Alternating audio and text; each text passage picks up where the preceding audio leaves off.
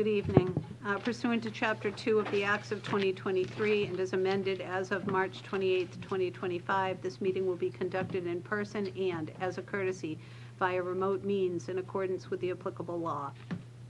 Please note that while an option for remote attendance and/or participation is being provided as a courtesy to the public and board members, the meeting/hearing will not be suspended or terminated if technological problems interrupt the virtual broadcast, unless required by law. This meeting will be recorded by the local scene, formerly known as pac-tv. Members of the public who wish to watch the meeting may do so by viewing the Duxbury Government Access channels, Verizon 39 or Comcast 9. Viewers can visit thelocalscene.media/Duxbury for information about Duxbury programming, including streaming and watching replays on Duxbury YouTube. I'm calling the meeting of Monday, June 8th to order. First item on the agenda is the Pledge of Allegiance. I pledge allegiance to the flag of the United States of America, and to the republic for which it stands, one nation, under God, indivisible, with liberty and justice for all. Mike will be here, it's just running late. Okay. Mike will be here? Oh, this mic. Yeah, you on the board with you? Yeah, okay. Next item on the agenda is open forum. We'll start with the board. Brian, anything this evening? I have a few things. What a Cindy's giving me the look. No, I'm just wondering what you have. I'm anticipating. Yes. There's only a half dozen tonight. Nobody's given anybody the look. It was an endearing look. Oh, that's good. That's very good. First and foremost, I drove over the East Street overpass over the weekend. Thank you. So I'd like to acknowledge and thank the neighbors for their tremendous patience, for the disruption and inconvenience for an important but much delayed project. There was, importantly, a great deal of oversight that went into it from the town's end, including DPW, the town manager, the Highway Safety Committee, and in particular, Paul Brogna, the chair, who was chasing that behind the scenes a lot. I'd like to thank him in particular. Glad to have it open. I attended the Mass DOT, this is a follow-up on an earlier update. I attended the Mass DOT virtual design public hearing on routes 3 and 3A, that's exit 20. This past Tuesday evening, the project is at 75% design and continues to include a double traffic circle that we've seen before.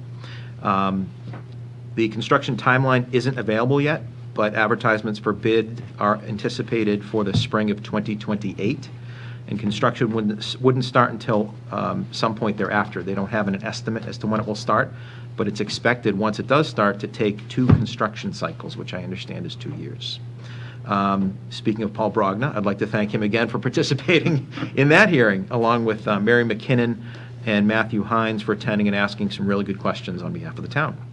Can I butt in? That was the overpass, the Route 3 overpass? Is that one? That's the exit, the on-ramp redesign, yeah. Yeah, this is that one. Half Yeah, that's makes going to it be a half us. big disruption when we do that. I'm trying to figure out how they'll Yep. get around that, but It's, okay. once it's done, it's going to be great, though. No, absolutely. That's a Yep. dangerous, both of them are dangerous Much safer intersections. than Yeah. sidewalks. Yeah, Yeah.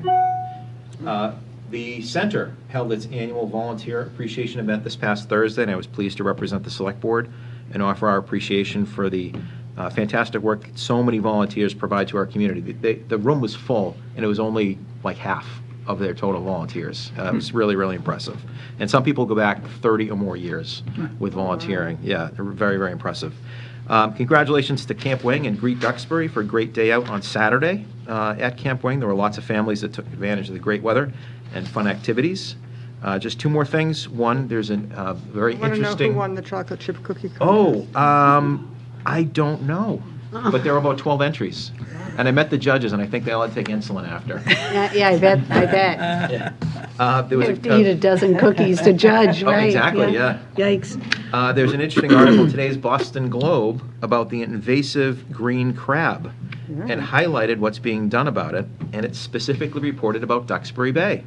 There was a crab fisherman harvesting crabs, which apparently are delicious, and it also featured the use of the crushed crab shells as fertilizer on the town-owned DiLorenzo farm. And There you go. included pictures as well, so it was a pretty cool article. I'll pass that around for I you didn't all you to that read. far.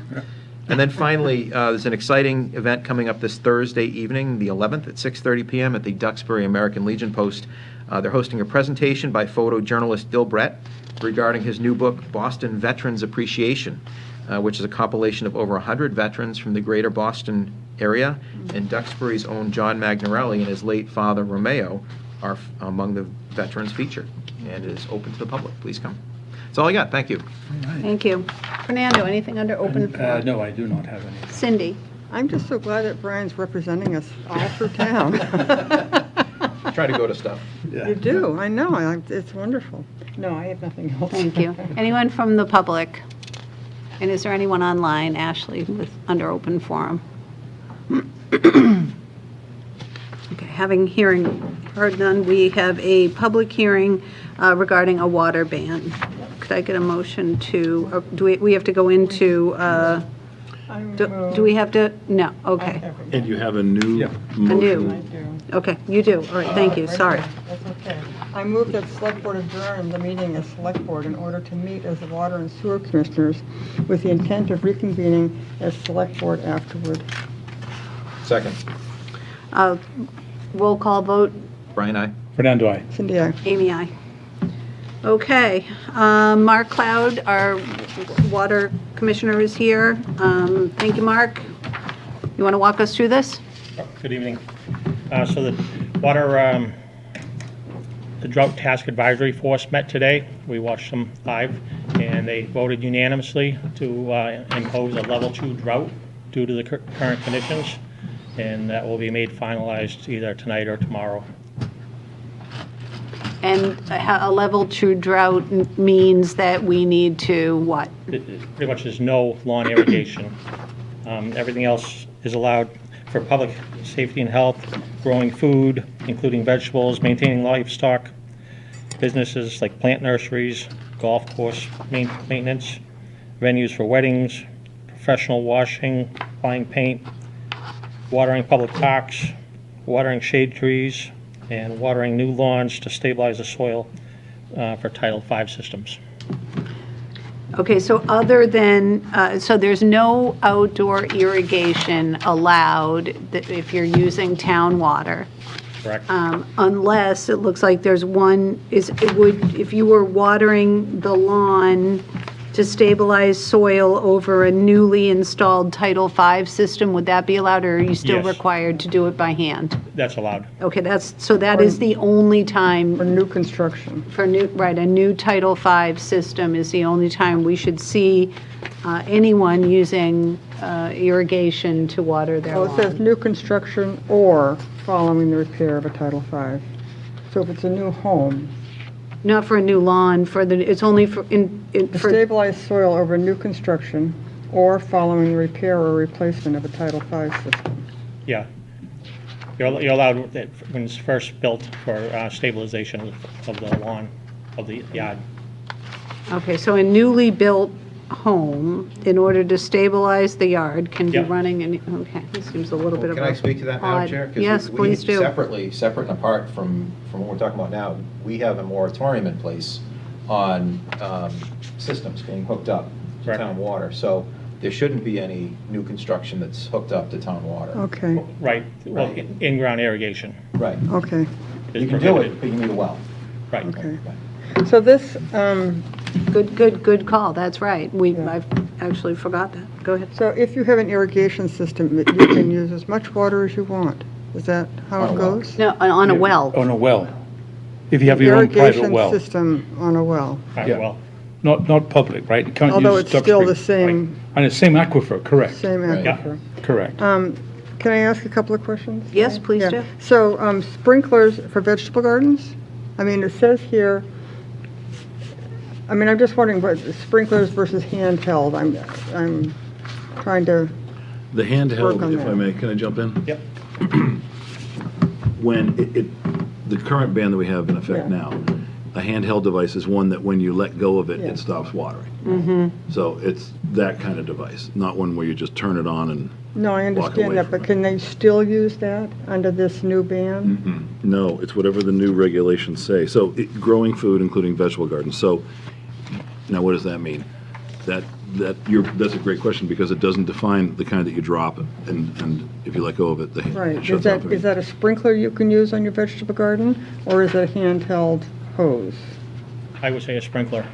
I would too. Sprinkler. And so, my lead up then is that, can you use a handheld under this significant drought, like on your pots of flowers and whatnot? Yes. Yeah. Still?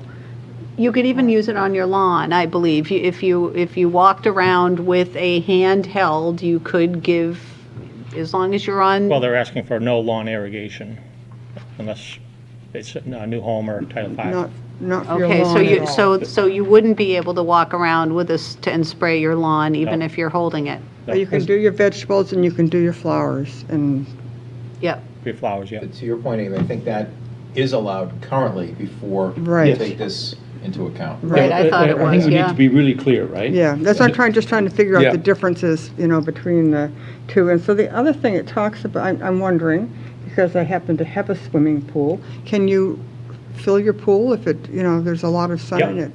Yeah, you're allowed to refill your pool. Okay. Just, so everybody knows, Wait, that wait. wasn't just for me. Now, hold on a sec. Hold on a sec.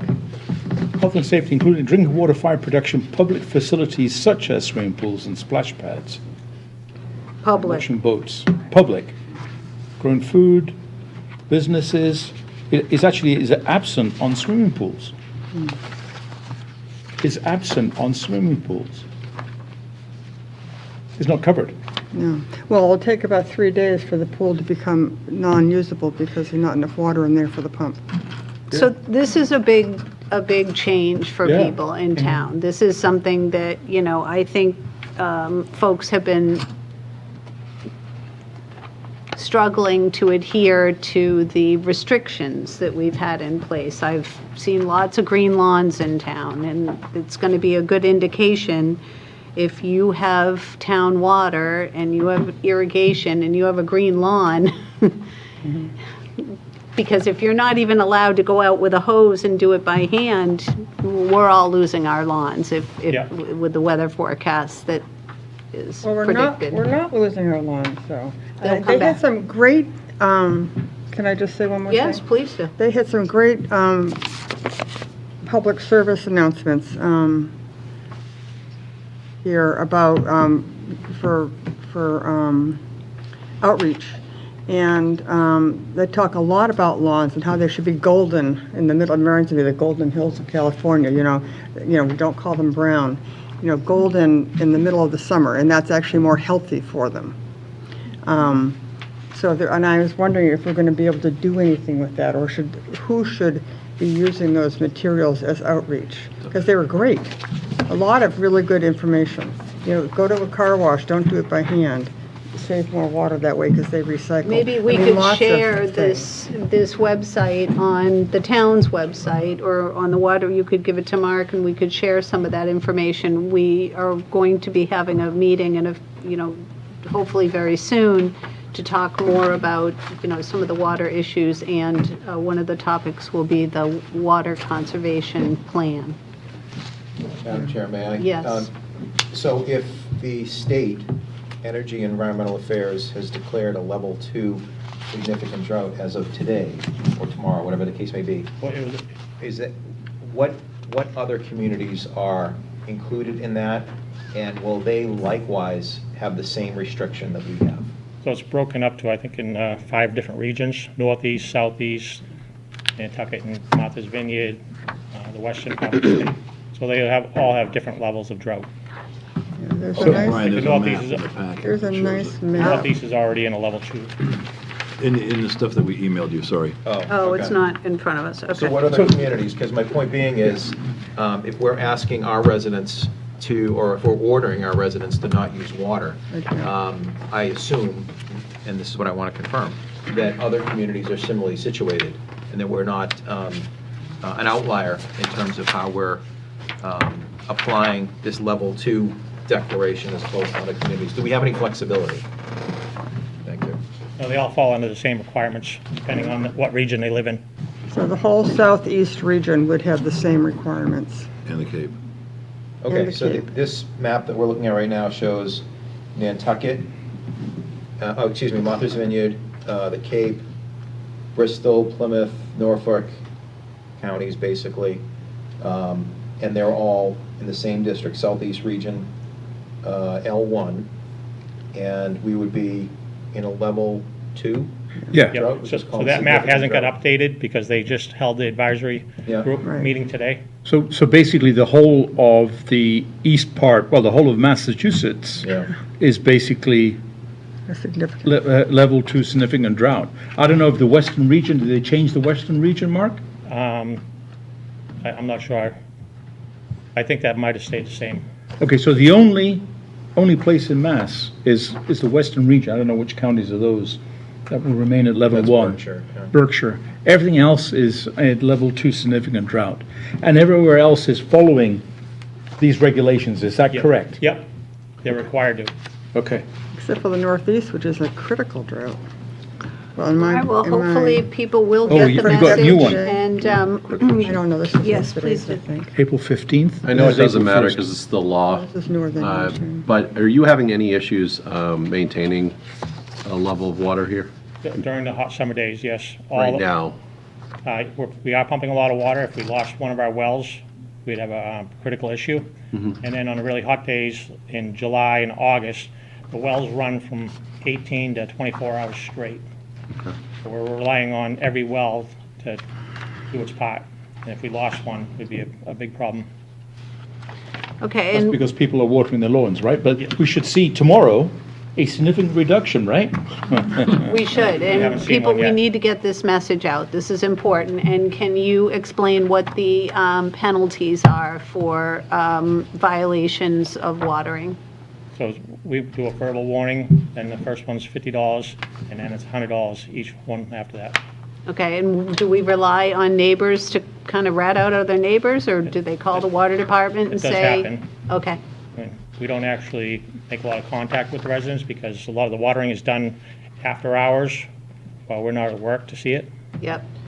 Well, can I ask, how do we know who's on town water versus who's on a well? People used to have a sign out that said well water, and Yep. I would imagine if the town would periodically kind of fact check those. And the Board of Health also has a list of everyone that's on a well. So theoretically, the town should know Yes. if there are sprinklers popping out of the lawn, whether that's supplied by the town or privately. Yep. They may know in general.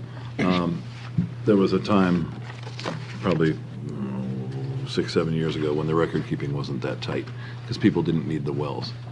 They'd get a well and they wouldn't apply for a permit. But now, because the board enacted the regulations, all the well drillers in the area know Right. that they can't go in here, they can't come into Duxbury without getting a well permit first. So that immediately tightened that up. So nobody that's getting a well now since last year is going to go without a permit. But looking back, it's not as clean, if you will. Is there any way to look at bills? I know we're doing quarterly billing now. Is there any way to look at the bills, and if someone has like a $10,000 bill for the month of June, You can kind of assume that. can you pop in there in July and see what's going on? You can assume that. I mean, you'd have to see if they have pools. Some of them use a lot of water for their pools. But yeah, in general, you could do that. And we are looking into that. Was part of the conversation that Yes. we had, that we asked for, and I've talked to Rainey about this. We should be able to find out who the biggest water users are fairly easily. So hopefully, at our upcoming meeting, we will have some of that information. Yep. Anyone else? Yeah, if I can ask through Yep. you to the town manager, is there a way, this is a big deal. It really I is. think it's more than just, changing the sign at the entrance of the transfer station to let people know. Is this something that we could do, like a reverse 911 or something like that, to let everybody know? Because if I were Good not idea. paying attention to this, or even if I were paying attention to this as a sort of just a regular citizen, casually looking at the agenda, I would see, something about a public hearing on a water ban. And we had a discussion a couple weeks ago about bringing it down to 2 days or 1 day. The last discussion was maybe we'll go from 2 to 1. This is going from 2 to 0. And I'm sure we'd be somewhat sympathetic, at least initially, in the enforcement, but we also need to enforce it. And the sooner folks know, especially given the magnitude of this, the better. And I just wonder what tools we have at our disposal to get that message out ASAP. 3. The website, Facebook, and the Clipper. Those are the means we use. The reverse 911, we don't have that anymore. We haven't had that system for quite a few years. Well, there's something that goes out to Yeah, mass. when the water department is doing certain Yeah, that's targeted for hydrants and, specific areas. Do you? Can we do the whole does it go town? town-wide? Yeah. It does? let's- And the Rock can target specific areas also. Oh, they can. Okay, great. could we do a town-wide call out, letting everyone know that there is a full water ban in place for irrigation, and that that there will be penalties, we will be enforcing. This would need to be prominent on the website as the first thing you see. Yeah. When you click there, you shouldn't need to go like 3 steps. Right, yeah, we usually have it on the banner, and then we can send out the email to everybody that subscribes to the website, too. What about, you mentioned Facebook, Rennie, would that, you'd open up use your Facebook account, and whose Facebook account? We have a DPW Facebook account. Okay, We use it for emergencies, Well, this is, okay. or things like this. Not to belabor the point, but I just want to make sure, so our hands are tied on this. We don't have discretion, is the Nope. point? Oh, it's part of our permit. Okay, I think that's important for the residents to know that, this isn't something State required. we're springing on Right. anyone. This is news that we receive, it's breaking right now, right, as of last couple hours. And we're simply implementing something that we're required to do, and we're getting the information out as quickly as possible. right, state We have mandated. 14 days to confirm with the DEP that we complied. Yeah. Right, and we've got WATD there, I believe, right? Yeah, okay, good, we'll get it on the radio afterwards. And Mark, what I'll do is I'll reach out to you tomorrow, I'll find you, and we'll get the language out there so it goes out uniformly when we put it out on the phone, basically. Okay. All right, any other questions? Nope. Questions from the public? Anyone online? Oh, Ashley Kenny has, oh, that's you, Ashley. Ashley, you have your hand up. Unless you just your cursor. Fire away. No questions, Ash? All right, hearing none, I'll take a motion. Okey dokey, let's see.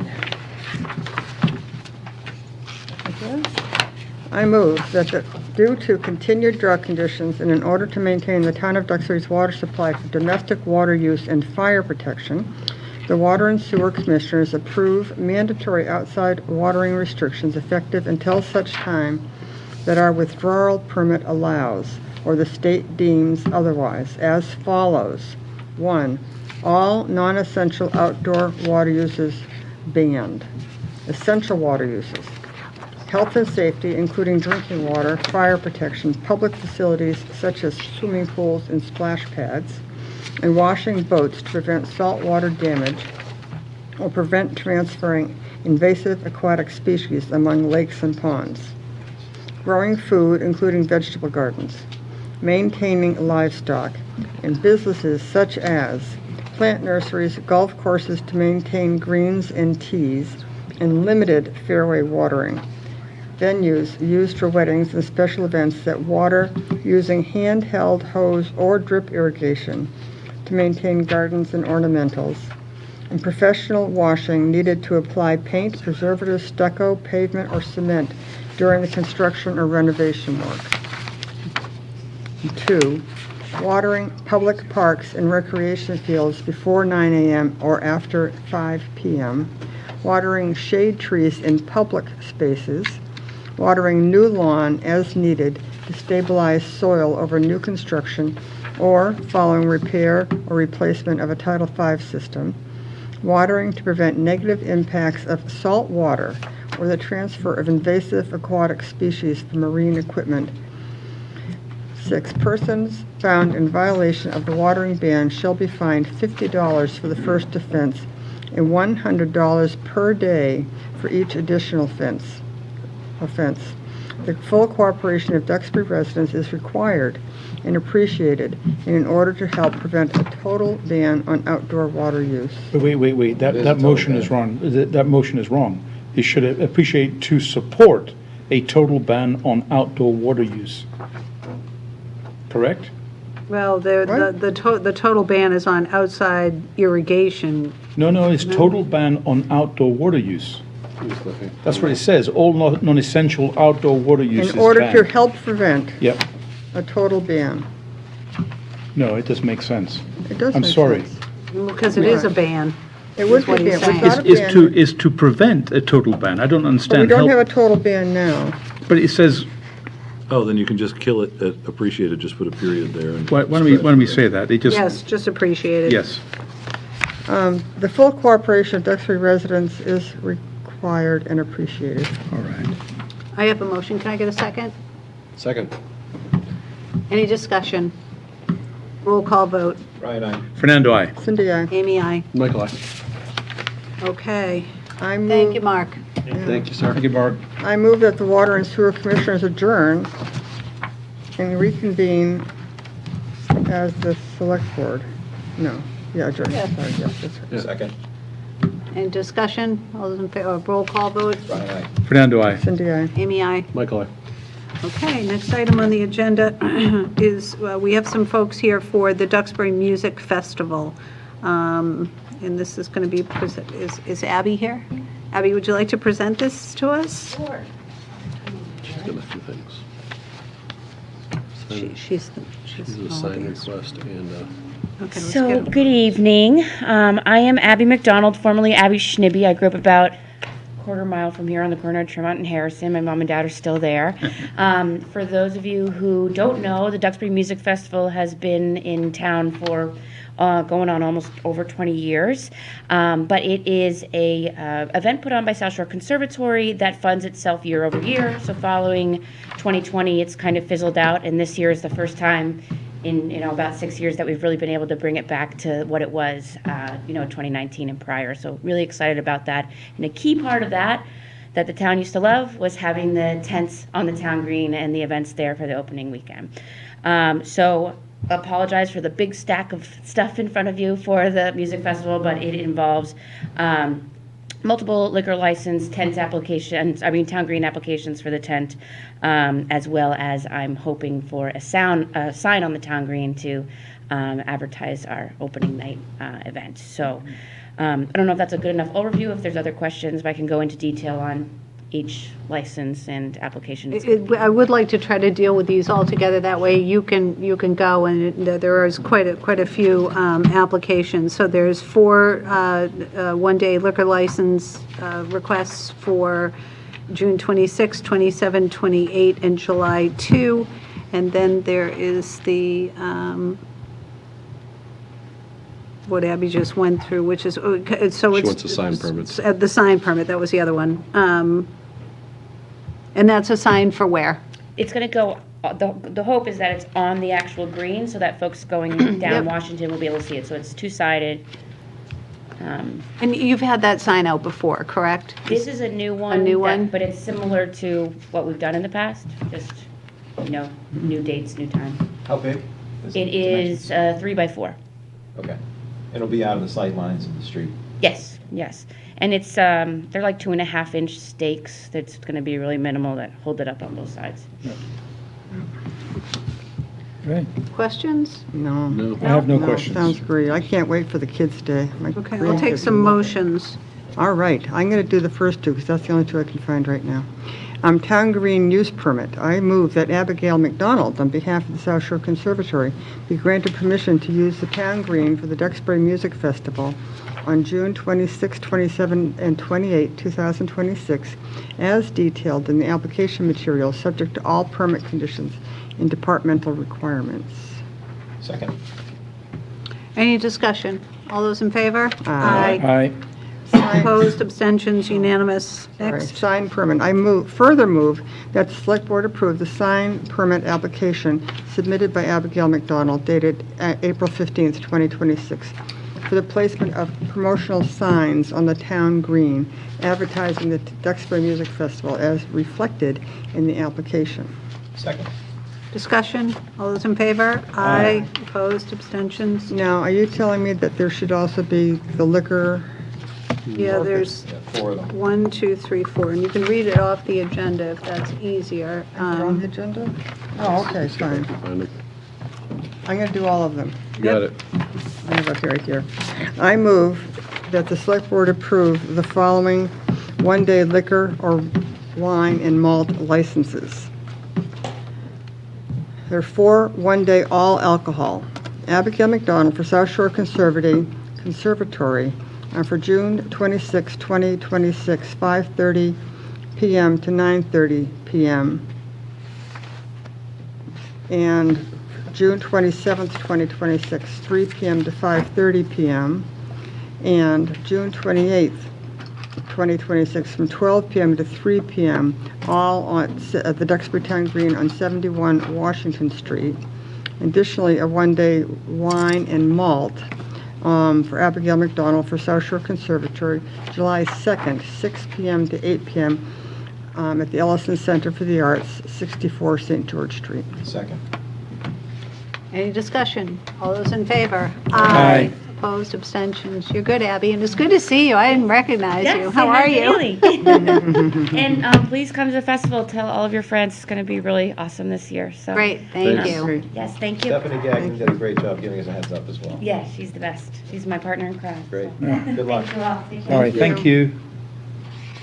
So I'm going to go a little bit, if the board will allow me, we do have some people here for the Bluefish River CZM grant. Yep. So if it's okay, we'll take things a little bit out of order. Unless you'd like to stay until, 9:30, 10. So this is going to be presented by Mary, but it's Lenore is here, right? No, Lenore, Mary Shull is from Woods Hole Group. Yep. oh, okay, she's Oh, on. she's right here. Oh, there you are, okay. Yes, we do. We'll show it. Great, thank you.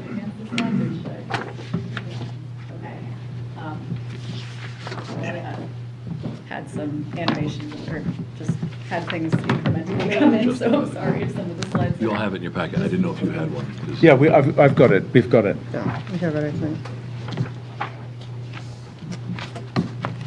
Watch. Hi everyone, my name is Mary Scholl. I'm a coastal scientist with Woods Hole Group. We are the consultants on the Upper Bluefish River comprehensive planning process. So here to share kind of an end of the grant update and let you all know that hopefully there will be some actions that will move forward with this plan that hopefully the Resiliency Task Force can bring to you all in the future. So, next slide.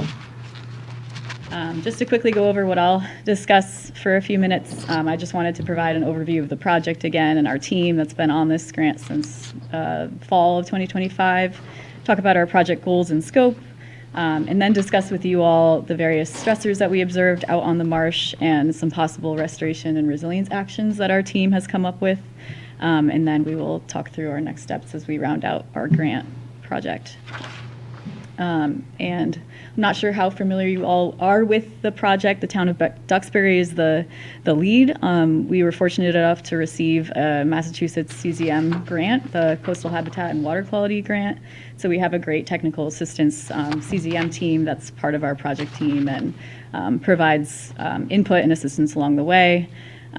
We have the Coastal Resiliency Task Force is a great partner in this, and they've been at all of the project team meetings. And Brian has been our wonderful volunteer that's been collecting some water quality samples in the Upper Bluefish River. So we're grateful for that as well. And then, like I said, I'm from Woods Hole Group. We have Leslie Fields, who's not here tonight, but she's providing oversight on the project. She's been a longer time partner on this work. And then we have a various team of restoration practitioners and field help to kind of get the work done. So next slide. And just again to kind of provide you of our project area of focus, we're focused on the upstream section of the Bluefish River. So our northern boundary is Harrison Street, looking at that culvert that runs under the bridge, and then our southern boundary is that terminal, the end of the terminal pond, that freshwater pond that's privately owned. I think you're all pretty familiar with this area, so I won't explain any further. Can go to the next slide. So why a habitat restoration plan here? As many have observed, there are present-day impairments going on in this area. So if you can even take a walk down there, you'll see that there's a lot of Phragmites, an invasive species that's proliferating along on the marsh platform. There was also an increased interest in understanding whether or not the culvert was contributing to tidal attenuation in that area, which could also be a reason for Phragmites growth, and just to explore the tidal connectivity there. We also observed that the infrastructure of the Harrison Street culvert is deteriorating. It's not in great shape. So when we're thinking about ways to improve that culvert, how can we kind of plan ahead for sea level rise? Mary, can I just Yeah. a quick question, right? So the Phragmites, are they susceptible to salt water? Does it stop them from spreading? Is that what's going on? Is basically great- there's not enough tidal Right. movement going in there and allowing the Phragmites to overrun that area? Is that what they suspect? Yeah, is so happening? there's a few reasons. I mean, one is the presence of fresh water coming Fresh water. in from upland and Yep. just kind of staying on the marsh, Right. being locked in by the Phragmites. But another is the fact that the salt water isn't getting Isn't up getting through. into the marsh Okay. enough and frequently So enough. it's So naturally brackish. It is. Okay, and we want to keep it that way, but Yeah. something is preventing the flushing, the normal tidal. I Right. got it. Okay, Yep. thank you. And so you'll see when we did a coastal resource area delineation, like salt marsh habitat or plants can grow in that area, and there are patches of the high marsh native species, so we know it's possible for the marsh to be there. It's just currently taken over by Phragmites. Another aspect of this project is understanding future projected changes to the salt marsh and looking at our low-lying assets. So with future sea level rise, how can we build better infrastructure and plan ahead for our habitats to be able to survive those changing conditions. So this is an opportunity to take a look more holistically and evaluate these different kinds of interactions that are going on in the system. So we'll go to the next slide. Again, the project goals, we really wanted to just focus on this part of the upper Bluefish River. It's an area that hasn't received a lot of attention. We wanted to focus on the Harrison Street culvert and evaluate the habitat and water quality in the area, identify stressors, and develop restoration and resilience actions. And so our overall goal here is to end with a comprehensive habitat restoration plan with some actions for the town to kind of advance. You can just skip through all of the bullets here, but I just wanted to provide a summary of our scope of work, what's been funded for this project. We have a task specifically related to the grant management and outreach, but a bulk of our work has been under tasks 2 and 3 and 4. So the habitat and water quality assessment has been, we've done various field assessments throughout the year of the grant, so I'll dig into some of those in future slides. But our tidal hydraulics assessment is also, we're doing some modeling work on the culvert to understand which alternatives are best for sizing up the culvert given different sea level rise or storm scenarios. We've also taken a look at the system's marsh migration potential using existing state data, as well as future flood risk, looking at the Massachusetts, I'm forgetting the word, coastal flood risk model to take a look at future flood risk and vulnerability. So let's keep going past. Oh, our other task is specifically the development of the comprehensive restoration plan. So just to put this on a timeline for you, like I said, we're at the very end of our project duration here. We're finishing up everything by June 30th. That was just our deadline for the CZM. We have one more stakeholder meeting that's going to be happening mid to late this month, where we'll show a very similar kind of project actions and opportunities. Next slide. I just wanted to review the data that we've collected through the fall and winter. So we completed a coastal resource area delineation in November. This is a result of that is the figure on the right. So we basically mapped out the different coastal resource areas that you'll see in our project area. You can see that the it's a little bit covered by the Zoom screen here, but there are two different versions of green here in this figure, and that's where we can see Phragmites versus the high marsh native plants. It's only in those select little discrete areas that the high marsh species without Phragmites is existing. We also did a topographic and infrastructure survey here, so we have an existing conditions plan of the whole site for future engineering and restoration actions. Hopefully that's useful for the town. We also have elevations and dimensions and things for the culverts that are located within the project area, and the road and utilities and things like that in our existing conditions. Mary, that terminal pond, are you saying that's privately owned? It is, yep. The landowner's the little one to the east. Right, going across it, right? Right. Yeah, so I'll show Interesting. some pictures of the How dam. long is that, I mean, how long is it, when was that pond constructed? Does anybody know? Do you? I think from my research, it was like, we have evidence of it going in the 70s, 60s. Late 60s. In 1871, based on aerial photographs that we've had. Because that must have affected that whole marsh, right? Brian, you Very said, much. Before all the way up, right? Yeah, I'll show you Right. some pictures of what that looks like there, but it's essentially a sluiceway, so it's the end of the Bluefish River is essentially at that dam. Right. The water doesn't really ever go, But the Bluefish River naturally should go a lot further upstream, right?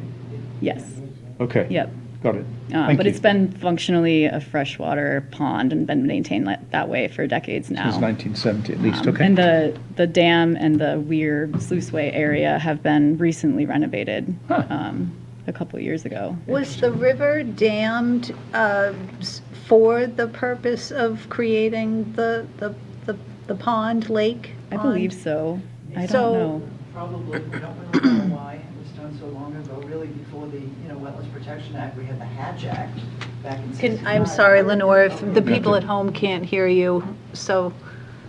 I don't mean to interrupt, but, I yeah, think it was. it's just fascinating that somebody back in the 70s That's right. had built a pond, right? Right. That's And obviously exactly right. there were no regulations That's or right. there's a land, let's dam the river. Right, and and they build a probably pond, used right? it for fishing, skating, Yeah. so, yeah, and it remains to this day. Right.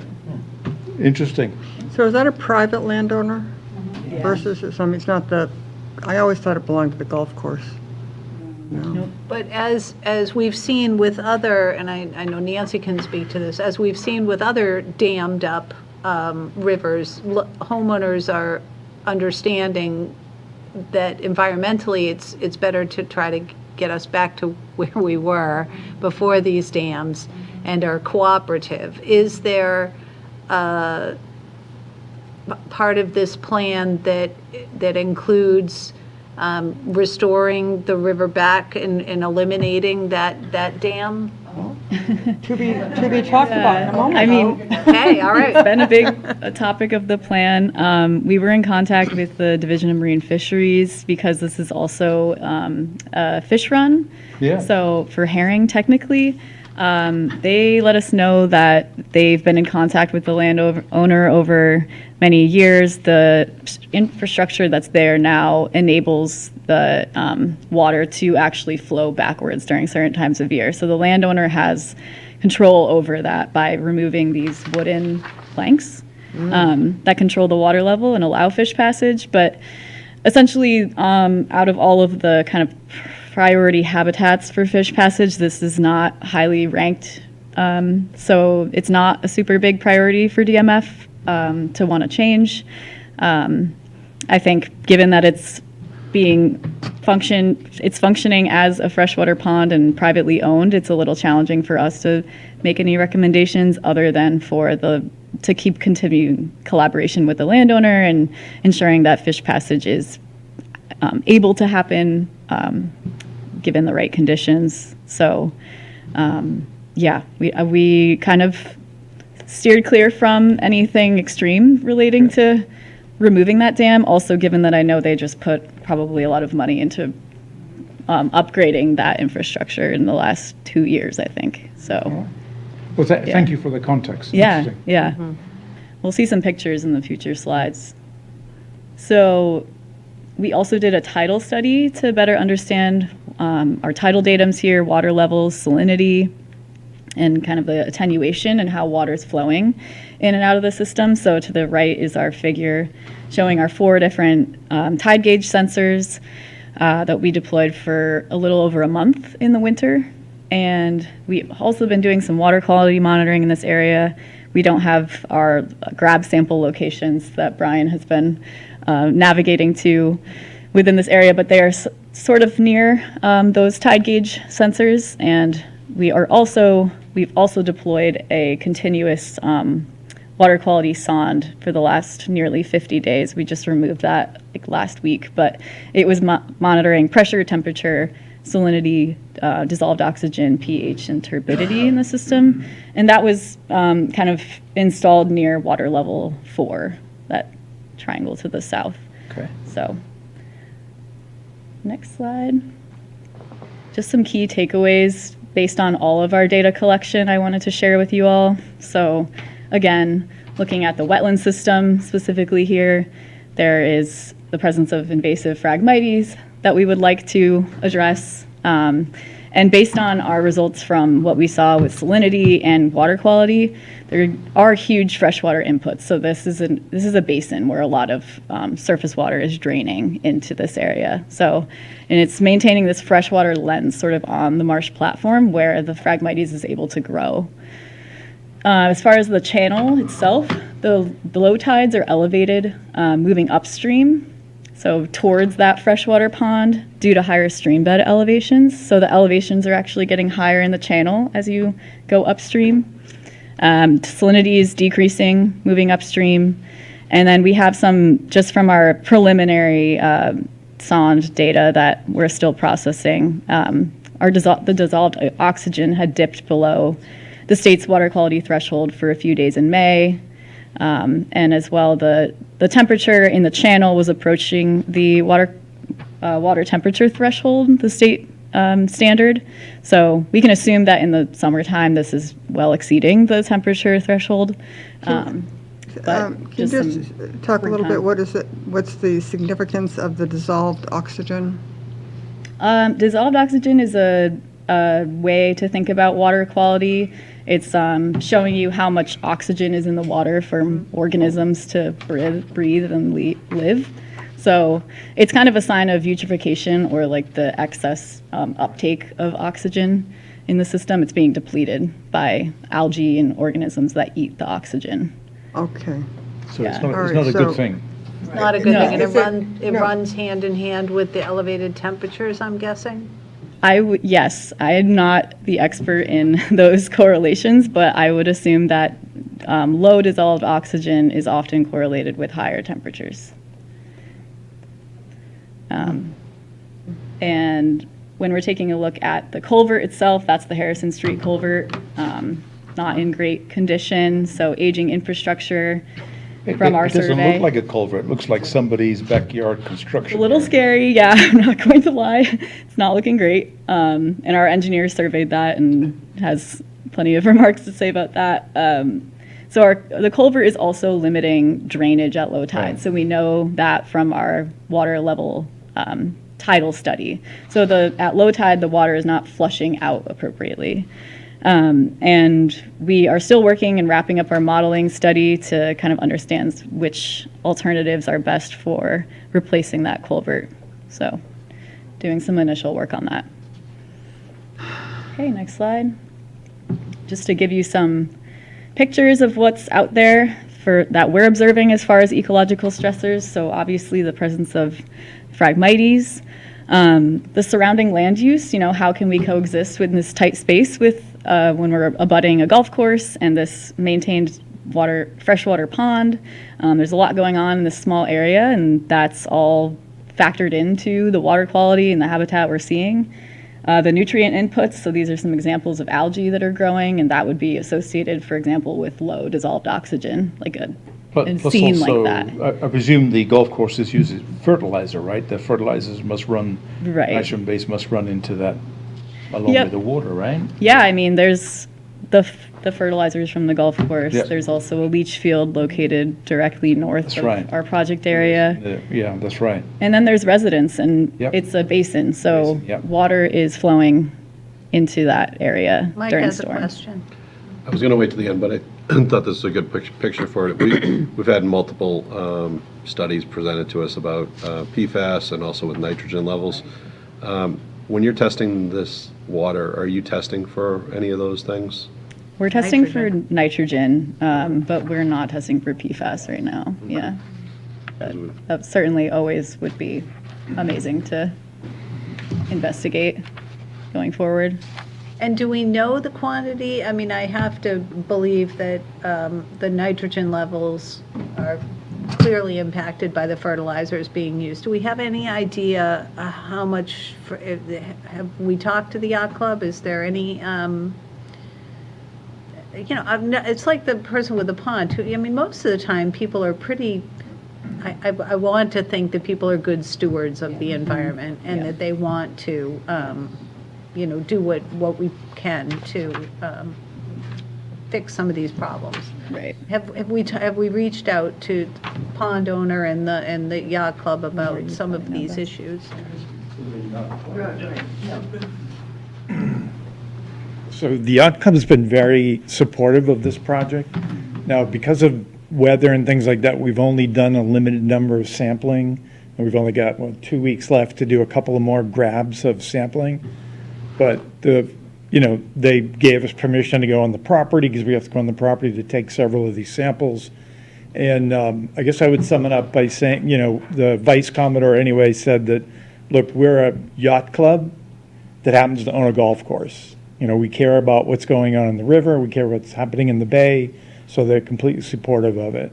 Good. So, when these recommendations come out, when Mary goes through some of the preliminary recommendations, I think a conversation with the yacht club is going to be part of it, to deal with the nutrient input especially.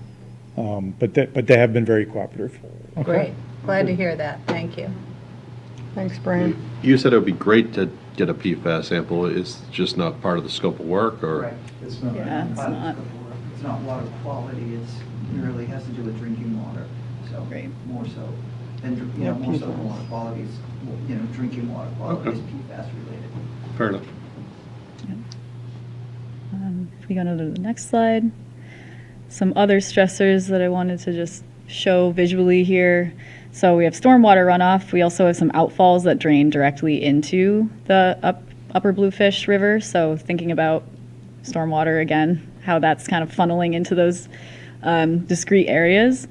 And then our tidal restrictions. So this again is the Harrison Street culvert. I should have given you a better picture of the weir, the fish passage structure, but basically just above that is it's a grassy berm, and then that is the structure that allows water to flow.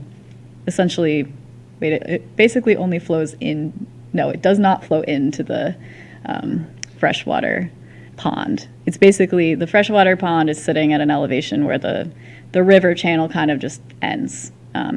Salt water does not go into the pond, and then during really high storm events or the fish passage times of year, the owner can open up that structure and allow fresh water to backflow into the channel. But do they? Do they? So. Yeah, I mean, I don't know the details, and we have a study that was provided to us by DMF, so they have been over there and assessed the structure and given recommendations to the owner, so I'm just not entirely up to speed on the And the details. stormwater that we're seeing, are there no catch basins? Is this untreated stormwater that is flowing? Yes, Nancy? Yes. I'm not entirely sure. Well, the catch basins would be up along the road, and then they would be draining that to the system. So I think a general recommendation would also to do a more detailed study of our outfalls.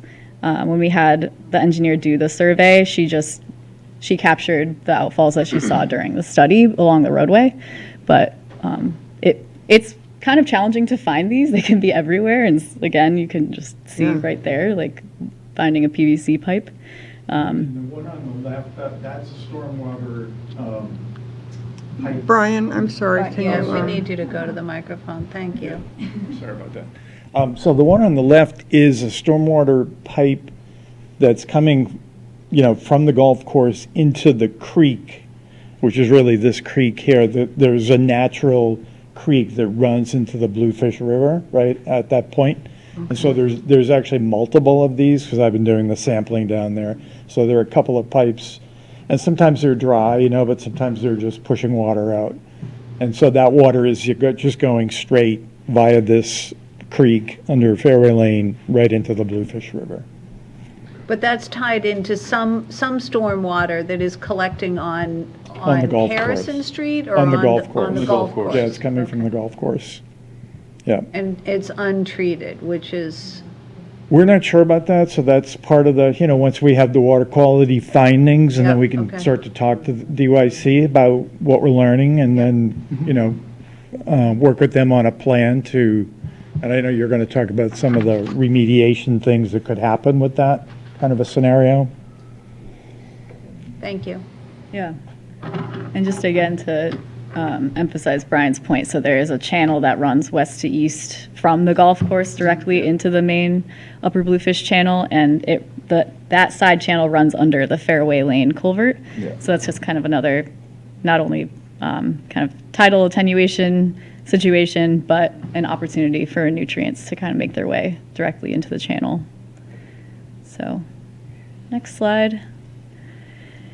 Just to summarize, based on all these stressors, what are some potential priorities that we want to focus our actions around? So again, one major priority is improving the tidal exchange. So we want better drainage out of the system at low tide and better saltwater exchange in at high tide. And improving the diversity and health of the vegetation community and the extent of our native wetland resources. Reducing pollutant loads for improved water quality, and then developing resilient, safe infrastructure. So if you want to just click down these, I'm just wanted to put all these possible actions up front, and we're just going to go through each of them one by one on a slide. So we have some visuals to represent these possible actions, but these are the 6 main categories of actions that we were going to advance in the plan. So one being culvert replacement, exploring opportunities to enhance the size of the culvert. Channel maintenance, so could we pair culvert replacement with dredging to improve tidal flow at low and high tide. Phragmites management, stormwater remediation, and road raising. So thinking about future sea level rise and storm conditions, if we're exploring culvert replacement, we should also be exploring heightening that road so it's usable for during future storms and floods. And then water quality education and management is just another very general action that we'd like to advance. So these are just some visuals to help understand what we're exploring in our modeling about in regards to culvert replacement. So one option is to lower the invert elevation of the culvert. So the figure on the left, you can see that means lowering the bottom of the channel culvert. And then we would also be exploring increasing the culvert size. So whether that's the width of the span of the culvert or increasing the obvert, which is the top elevation of that culvert size. And so that's, again, we'll just advance. This is something that could be paired, or we're exploring in our modeling as well, to pair with the culvert replacement. So oftentimes when we're thinking about enhancing a culvert, we're also looking at ways to improve flushing. One being looking at the channel bed and how we could potentially dredge and maintain that channel. So we're looking at whether or not it would be optimal to dredge upstream or downstream of that culvert. And again, that's really to just enhance more water to get out of the channel at low tide. That's based on all of our elevation survey of the channel. And this is something that we would propose in concert with culvert replacement. This isn't something we would suggest doing just alone without working on the culvert first. Another action which we've talked about is Phragmites management. So as you had mentioned a little earlier, if we can enhance the tidal flow in and out of the system, that is one way to stunt or kill off Phragmites. So if the salinity gets too high, the Phragmites won't be able to survive. Because of how well established this stand is, I think it would require some adaptive treatment in addition to the culvert expansion. So that's something that I think we would explain could happen in concert with the culvert replacement, but also sort of an adaptive management technique where you watch to see after the first year how the tidal prism improves and what kind of treatment we might want to do to combat the Phragmites And after what year is one. that treatment? Do you weed them out, or do you use what do you do? There are a couple different methods, which we would describe in the plan. It's often mowing and removal of the Phragmites in places where it's very tough, and I mean, depending on the town's bylaws, we do use an herbicide to kill off in just to supplement the mowing. But those are all, there's a range of techniques that we would write up an invasive species removal plan for and kind of really dig into those details. But You're just looking at the area south Right. of Harrison Street, because obviously the area north of Harrison is also full of Phragmites. there is a point where it kind of becomes just high marsh downstream, north of the Harrison Street culvert, but that is true, and that's something we would probably want to consider, is including that management as well, north of the culvert. It's really just, we limited it to this project area. No, understood, I just. Yep, no, definitely though. Yeah. Everything is Phragmite here except for those Right, brownish areas. yep. So everything in the green highlighted is what we surveyed as Phragmites. Street would be Phragmites too if it weren't paved. Yeah. Yeah. It comes right up. Yeah, it's like inside of the culvert almost. Yep.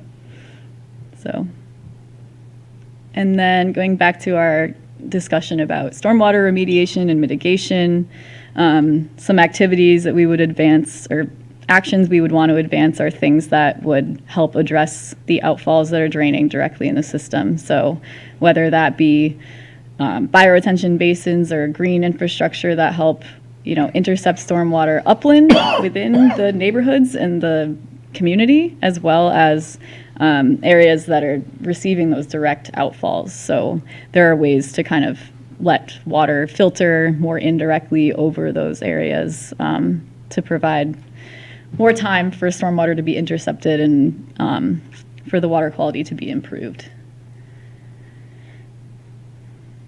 And then we just here are showing some visuals of, we're exploring in our modeling also, in addition to the culvert expansion, some optimal or options that the town might want to consider if pursuing a future project involving the culvert. So elevations for raising the road. These are elevations that are derived from the Massachusetts Coast Flood Risk Model. So we look at essentially different annual exceedance probabilities and decide kind of safe heights that we would want to build to withstand certain percentage storm events. So the minimum elevation that achieves some resilience benefit while preventing difficult driveway tie-ins we're recommending is about 11.2 NAVD88. And just for reference, the current elevation of the road is at 9.8. So that kind of is the minimum we would recommend raising it to. Just obviously, it's an expensive type of project to consider. And if there are driveways along the road, you have to consider how that's going to be tied into the elevation of the road. When looking at the sort of our midterm recommendation, so as soon as 2050, the 1% annual exceedance probability, that means in a given year, there's a 1% chance for a storm of that magnitude to be at 12.6 feet. So if we're designing for 12.6 feet, that's kind of what we're recommending to be our midterm recommendation, looking at kind of a 2050 time horizon for a 1% annual exceedance probability. And then our more long-term safe vision for raising the road would be around 14.2% feet, or 14.2 feet NAVD88, and that's thinking about as soon as 2070, there's a 1% chance of a water surface elevation at 14.2 in a given year. Mary, just a quick question. So when Yeah. you look at the, Duxbury tide charts, right, that they present, you can get online. Yep. They're all based on NAVD 88? They I believe so. are, yes. Okay, I think so. yeah. Yeah. I So, think you can actually change the datums. Oh, So, really? Yeah. But this is a kind of So, reference yeah, point but, we use. anyway, it doesn't matter. so if you looked at 2030, what is the 1%? I get the Yeah, I letters don't mean have nothing to that. me. What, I mean, just generally, I mean, is the road, this is sort of a general question, is the road flooding now? And how often? And in 2030, if we do nothing, or 2050, if we do nothing, how many times is the percentage of flooding?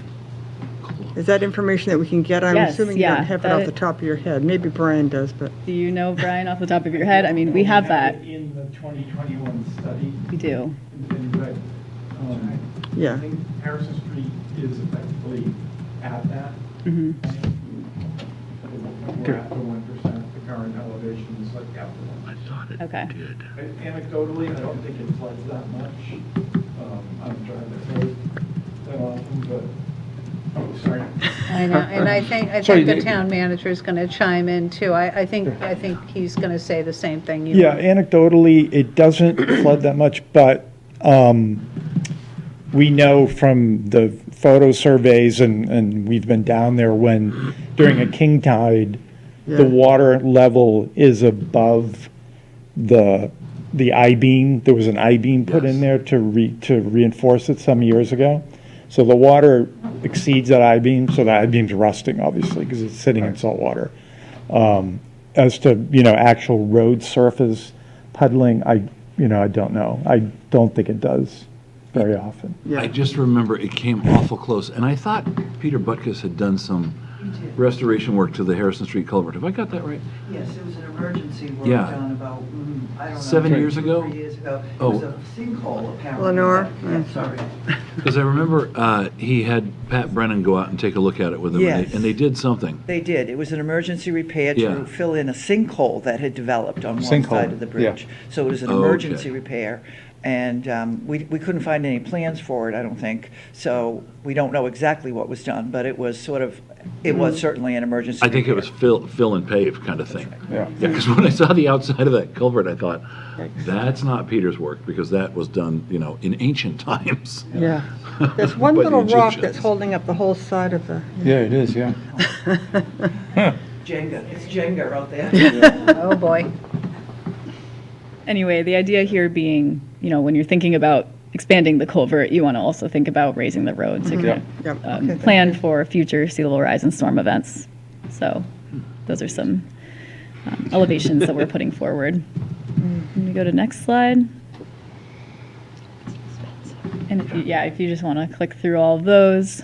So some broad water quality actions that we wanted to share with you all. Again, there are landowners just abutting, all of the private landowners abutting the entire project area. So collaboration, while that sounds very vague, but I think this is a really good starting point and document with real recommendations that can hopefully foster a new, closer relationship with the Duxbury Yacht Club golf course. One idea being developing an operation and maintenance plan for their fertilizer use, any pesticide use, and potentially the management of that channel that's going directly from their property to the main Upper Bluefish channel. Is that being maintained by them? How often is it being maintained? Just thinking more about the kind of exchange of water in that area.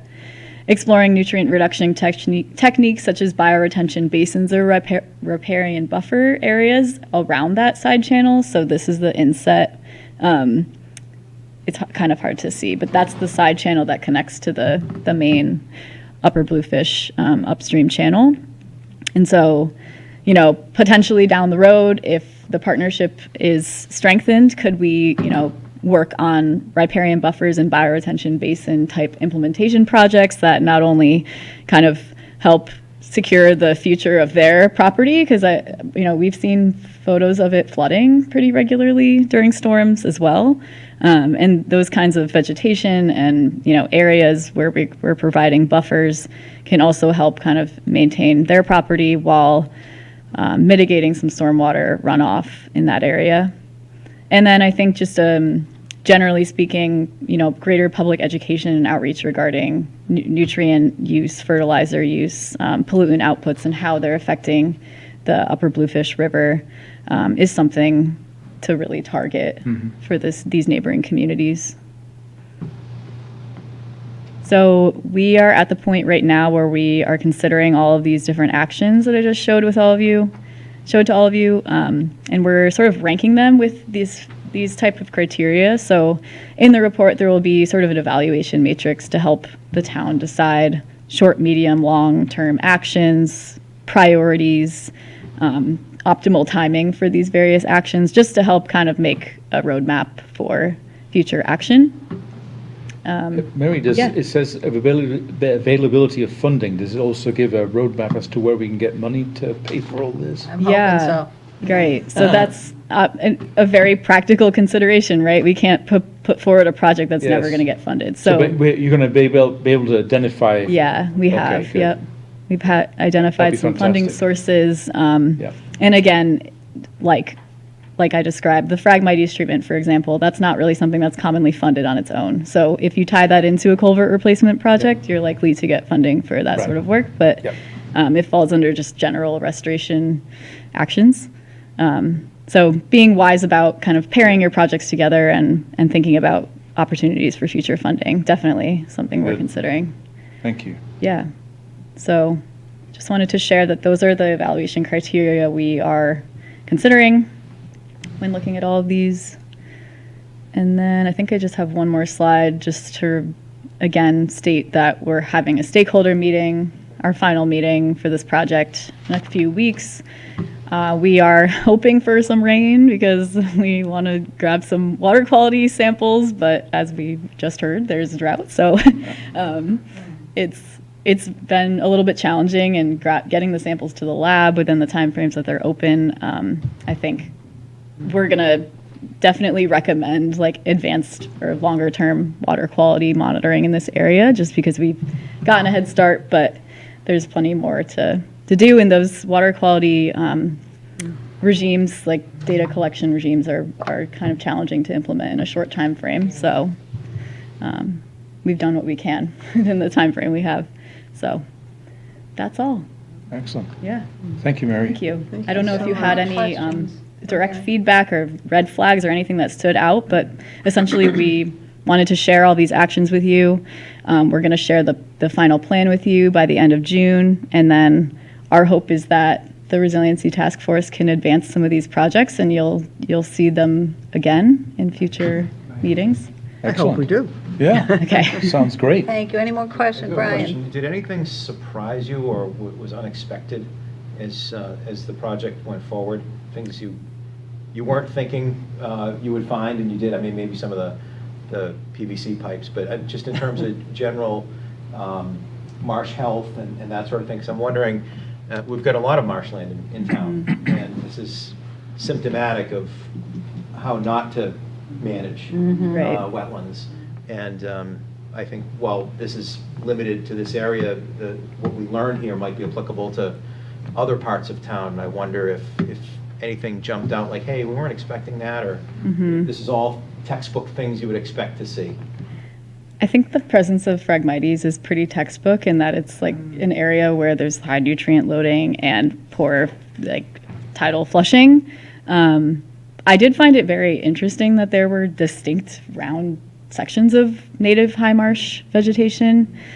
And I think I also just want to drive home the point that this is, removing the Phragmites, this is a high marsh area, which is increasingly becoming more and more important and rare because of sea level rise and the drowning of marshes in place. So this marsh sits at an elevation that's technically high marsh, which we're, in sort of the resilience and restoration world, we think of that kind of high marsh as really valuable because it's able to withstand rates of sea level rise into the future, much longer than a low marsh elevation. So, I'm always, I work a lot out on Cape Cod where a lot of our marshes are in really low-lying areas drowning in place. And this is a very, large marsh platform that I think if we were to get a little bit under control as far as nutrients and tidal flow, would be a really wonderful habitat. So, yeah, I don't know if anything else stood out to you guys in the... The one thing that surprised me is, when we applied for this grant, we were initially motivated by resiliency studies that we had done before showing that bridge at risk for flooding with sea level rise in the, like we said, in the 2030 to 2050 timeframe. And that was our motivation to even apply for the grant. And then as we talked to CZM, they convinced us that to apply for a different grant that would look more holistically at this whole habitat before thinking about the size of the culvert and the height of the road and things like that. And I personally was sort of surprised to find out that this is like the perfect storm, this little tidal river that we have in town, because we've got the dam that, honestly, I don't think no one appreciated the existence of that dam and the impact it had on flow, on the ability of, the salt water to leave the marsh. There was the bridge, of course, was deteriorated more than we thought, just looking at the pictures of it. The golf course, the impact of the golf course, I mean, you could assume there was impact, but seeing that natural stream being fed with those stormwater pipes and of course the fertilization that's going on there. So that and actually, although we didn't look at it, the existence of that leach field on the other side of the street is certainly impacting the water quality downstream, where we're only doing a very minimal amount of water quality sampling because we are focusing on sort of upstream from the bridge to the dam, basically. So I think the surprise was to see how much was going on here. That it was much more than just, the road should be elevated to prevent, inundation and a significant storm event. Did That you was get a the chance one thing to- that surprised me. Did you get a chance to talk to the Bay Management Commission?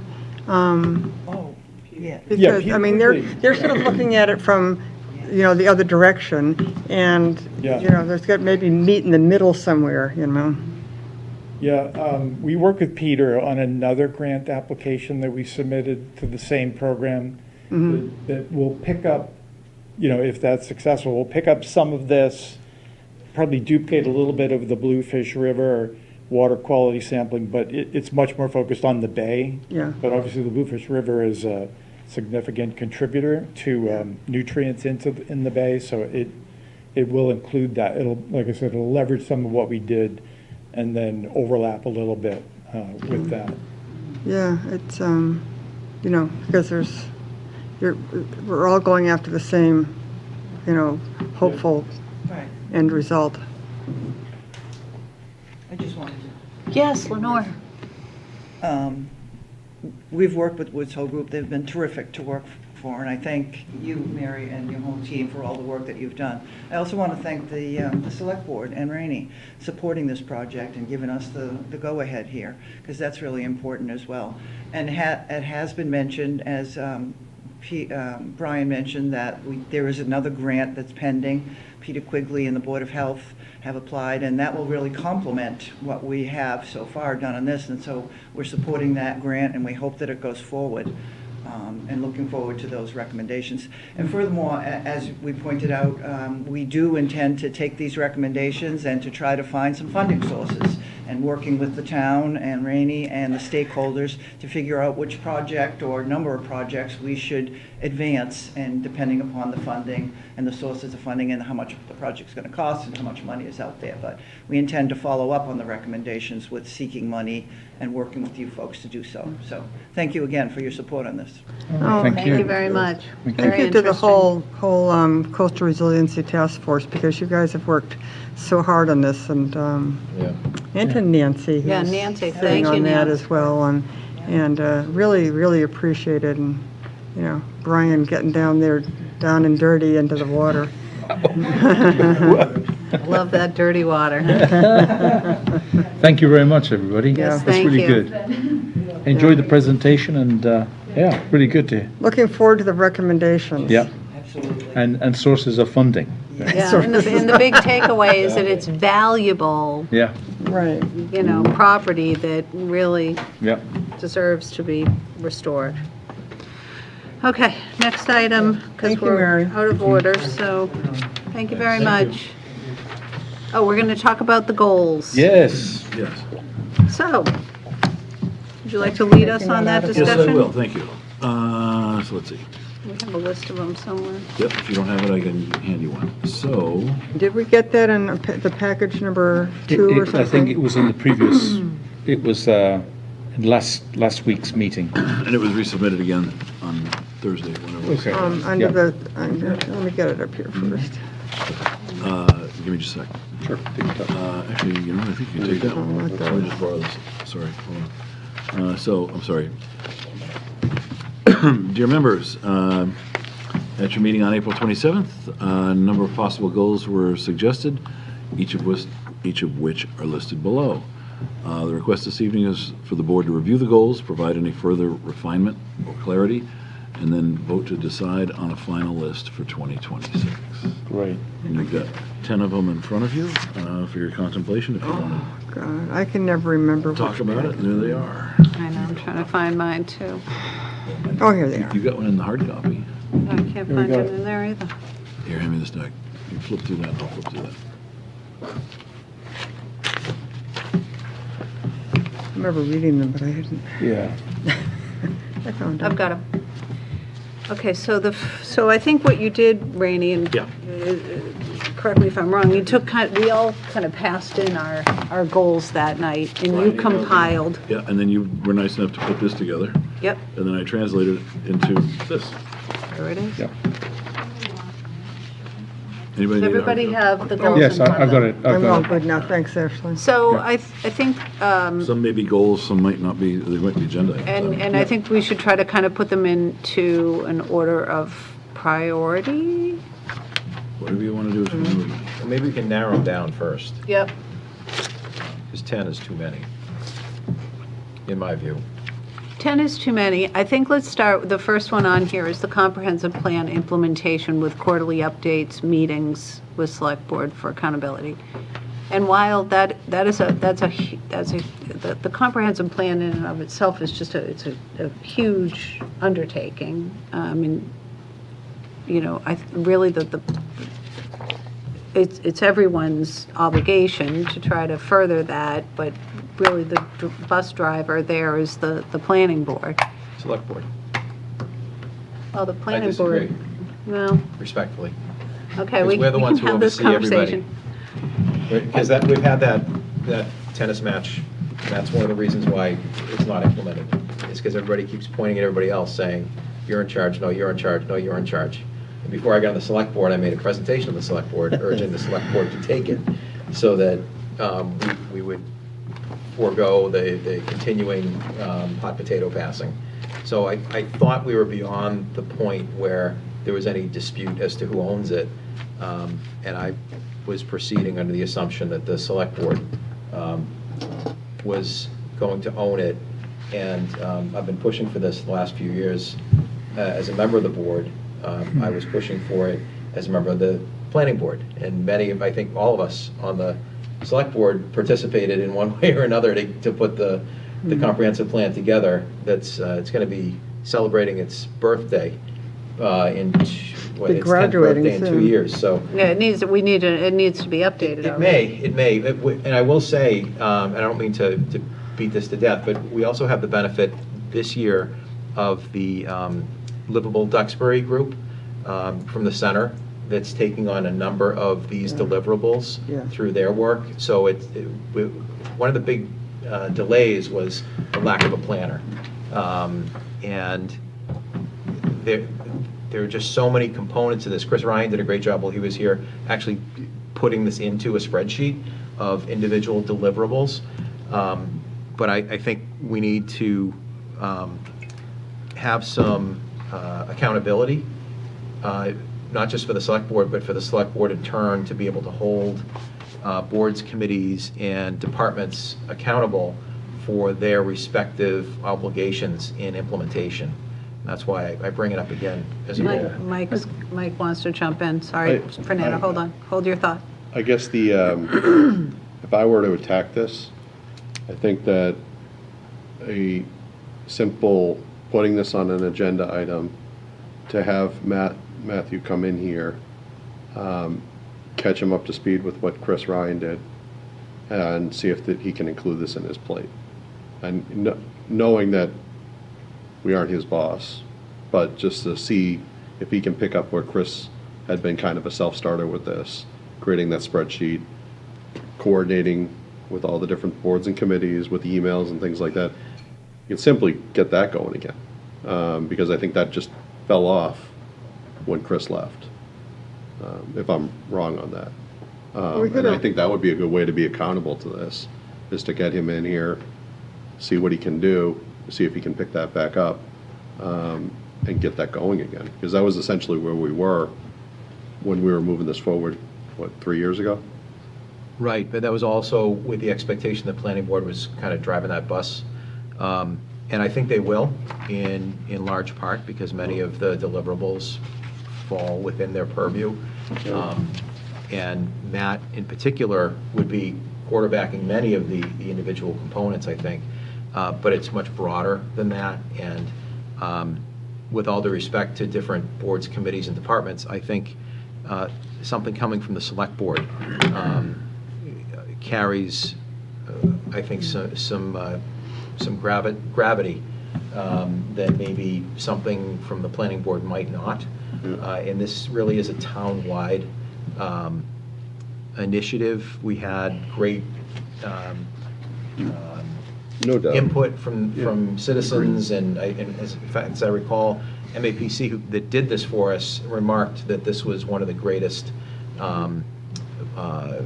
responses they got from residents. So as far as I'm concerned, the town has spoken, and we as the elected body owe it to the voters and the residents to act upon it. And it's too much time has gone by. And I think, Mike, you're right. I think maybe the way we roll this out is an agenda item, but I do think it needs to be something at the level of a select board goal to So is it a maintain goal that for us or attention. for Rainey? Well, Fernando wanted to add something. Did you Yeah, want to? so I'm just trying to, so I hear what you're saying, Brian. You know, the vast majority of committees that are implementing the comprehensive plans, we appoint, Right. right? So, and also we own the purse string, so to speak, right? And so that is a lot of, basically, yes, the select board has significant influence by the money and the people that we appoint to these boards. The planning board also has a role in this, right? I mean, they put together, they marshaled, they developed, they engaged with MAPC. They did a lot of work to get the comprehensive plan updated. So I'm just trying to find a middle ground such that we don't let, that basically doesn't fall all on our shoulders, right? In the sense of That's my concern. of the comprehensive plan. So I want to make sure that the planning board still owns it as a document. Matthew Hines, who does he report to? Does he report to you? For policy direction, he goes to the planning board. But if he's going to be out, he talks to me. Right. that kind of thing. It's bifurcated. So I'm more the basically, He works for the administrative planning board. Day-to-day, but he gets works this for the direction. planning board. So the planning board needs to also own it in a sense. Hey, Matthew, you need to make sure that you go out and do your bit, right? And engage, see where we are with the comprehensive plan, update it, and what have you. And then, yeah, I think a joint meeting with the planning board and the select board on a regular basis to have a conversation. Where are we on the how are we progressing with the comprehensive plan? And as a select board, I think our job is to remove roadblocks or provide funding or whatever to ensure that it stays alive. But in terms of, is the word accountability is, I don't want everything to fall on our shoulders, right? And That's my concern. I and I think just want to mostly see, in other how do we communities. frame this such that the planning board does own it and feels a sense that, It is their baby, Well, but I agree with you, it's yeah. our obligation, but it's in other towns, the planning board, and in this town up until recently, I mean, they were charged with the implementation of the comprehensive plan. but they're charged with it and they're appointed body, right? So they represent the town. They're elected, they're seven yeah. elected. just Seven like- elected by the town, so, but at the end of the day, they can't implement it Without money. without money and without our support, because at the end of the day, how do we jointly frame it such that we all know what the role we play and all feel a combined sense of ownership or accountability for moving the comprehensive plan forward? Can I give some perspective? Yeah, So yeah. it's, to your point, Amy, about us sort of being responsible for the individual pieces, I understand that concern, I get it. My overall rationale Yeah. in putting this front and center as a select board goal Yeah. is, at least theoretically, individual departments, boards, committees, their Yeah. goals are downstream of our goals. So Right. when we say this is a goal, basically the select board goals are the town goals. Right. So when we say, as the chief elected officials of the town, that this is a goal, then I think in a way it makes it easier for the boards and committees and departments to say, okay, well, now I can prioritize that because it's coming right from the select board as one of their 6, 7, 8 goals or whatever for the fiscal year. So I don't have an expectation that we're going to be under the hood for every, all these individual hundreds of deliverables, but that ultimately, just like a CEO, it doesn't do everything in the company, but is ultimately responsible for them. Right. I see it as a similar framework. I agree with Brian, I think 100%, and I think both of us were actually on the planning board when this went through. And, I think that it's too much. I mean, it's too comprehensive for the planning board to usher through entirely. I think it definitely belongs with us. A lot of it belongs to the planning board. But the overall business, I think, sits with us. And we are in a unique position that we have liaisons to so many of the boards and committees and whatnot Mhm. that we can work with, I mean, like I work with the Coastal Resiliency Task Force that was just here, and they have some things, and we all have liaisons there that we can, as select board, reach out to. So I think this was one of my goals as well, and, I would keep it So on there. what's your thinking, Amy? It's Well, what, I am hoping on getting, to ask Rainey. He's a past past planning board member a million years ago. You've been town manager for a while. I mean, what are your thoughts on this? Because I do think the implementation of the comprehensive plan is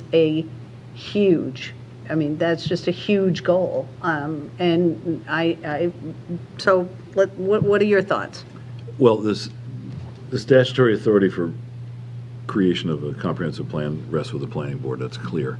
The implementation can happen a number of ways. It could happen through in this case, it's probably going to be multi-factor. As Fernando said, the board holds the purse strings.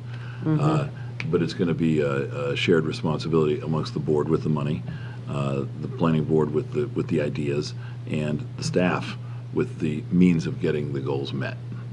So it is sort of a shared thing. But in terms of the comprehensive plan, I mean, it does squarely sit with the planning board. There's no question. Always has, always will be, until the statute changes. But, you know, you want to get stuff done. You have to figure out a way to do it with all three. And You can't do it that's- with just one. Yeah. Not just one entity can do it. Might I suggest some language? Yeah. Please. Facilitate implementation of comprehensive plan with planning board. Sure. We are facilitators. We have the ability to as liaisons, and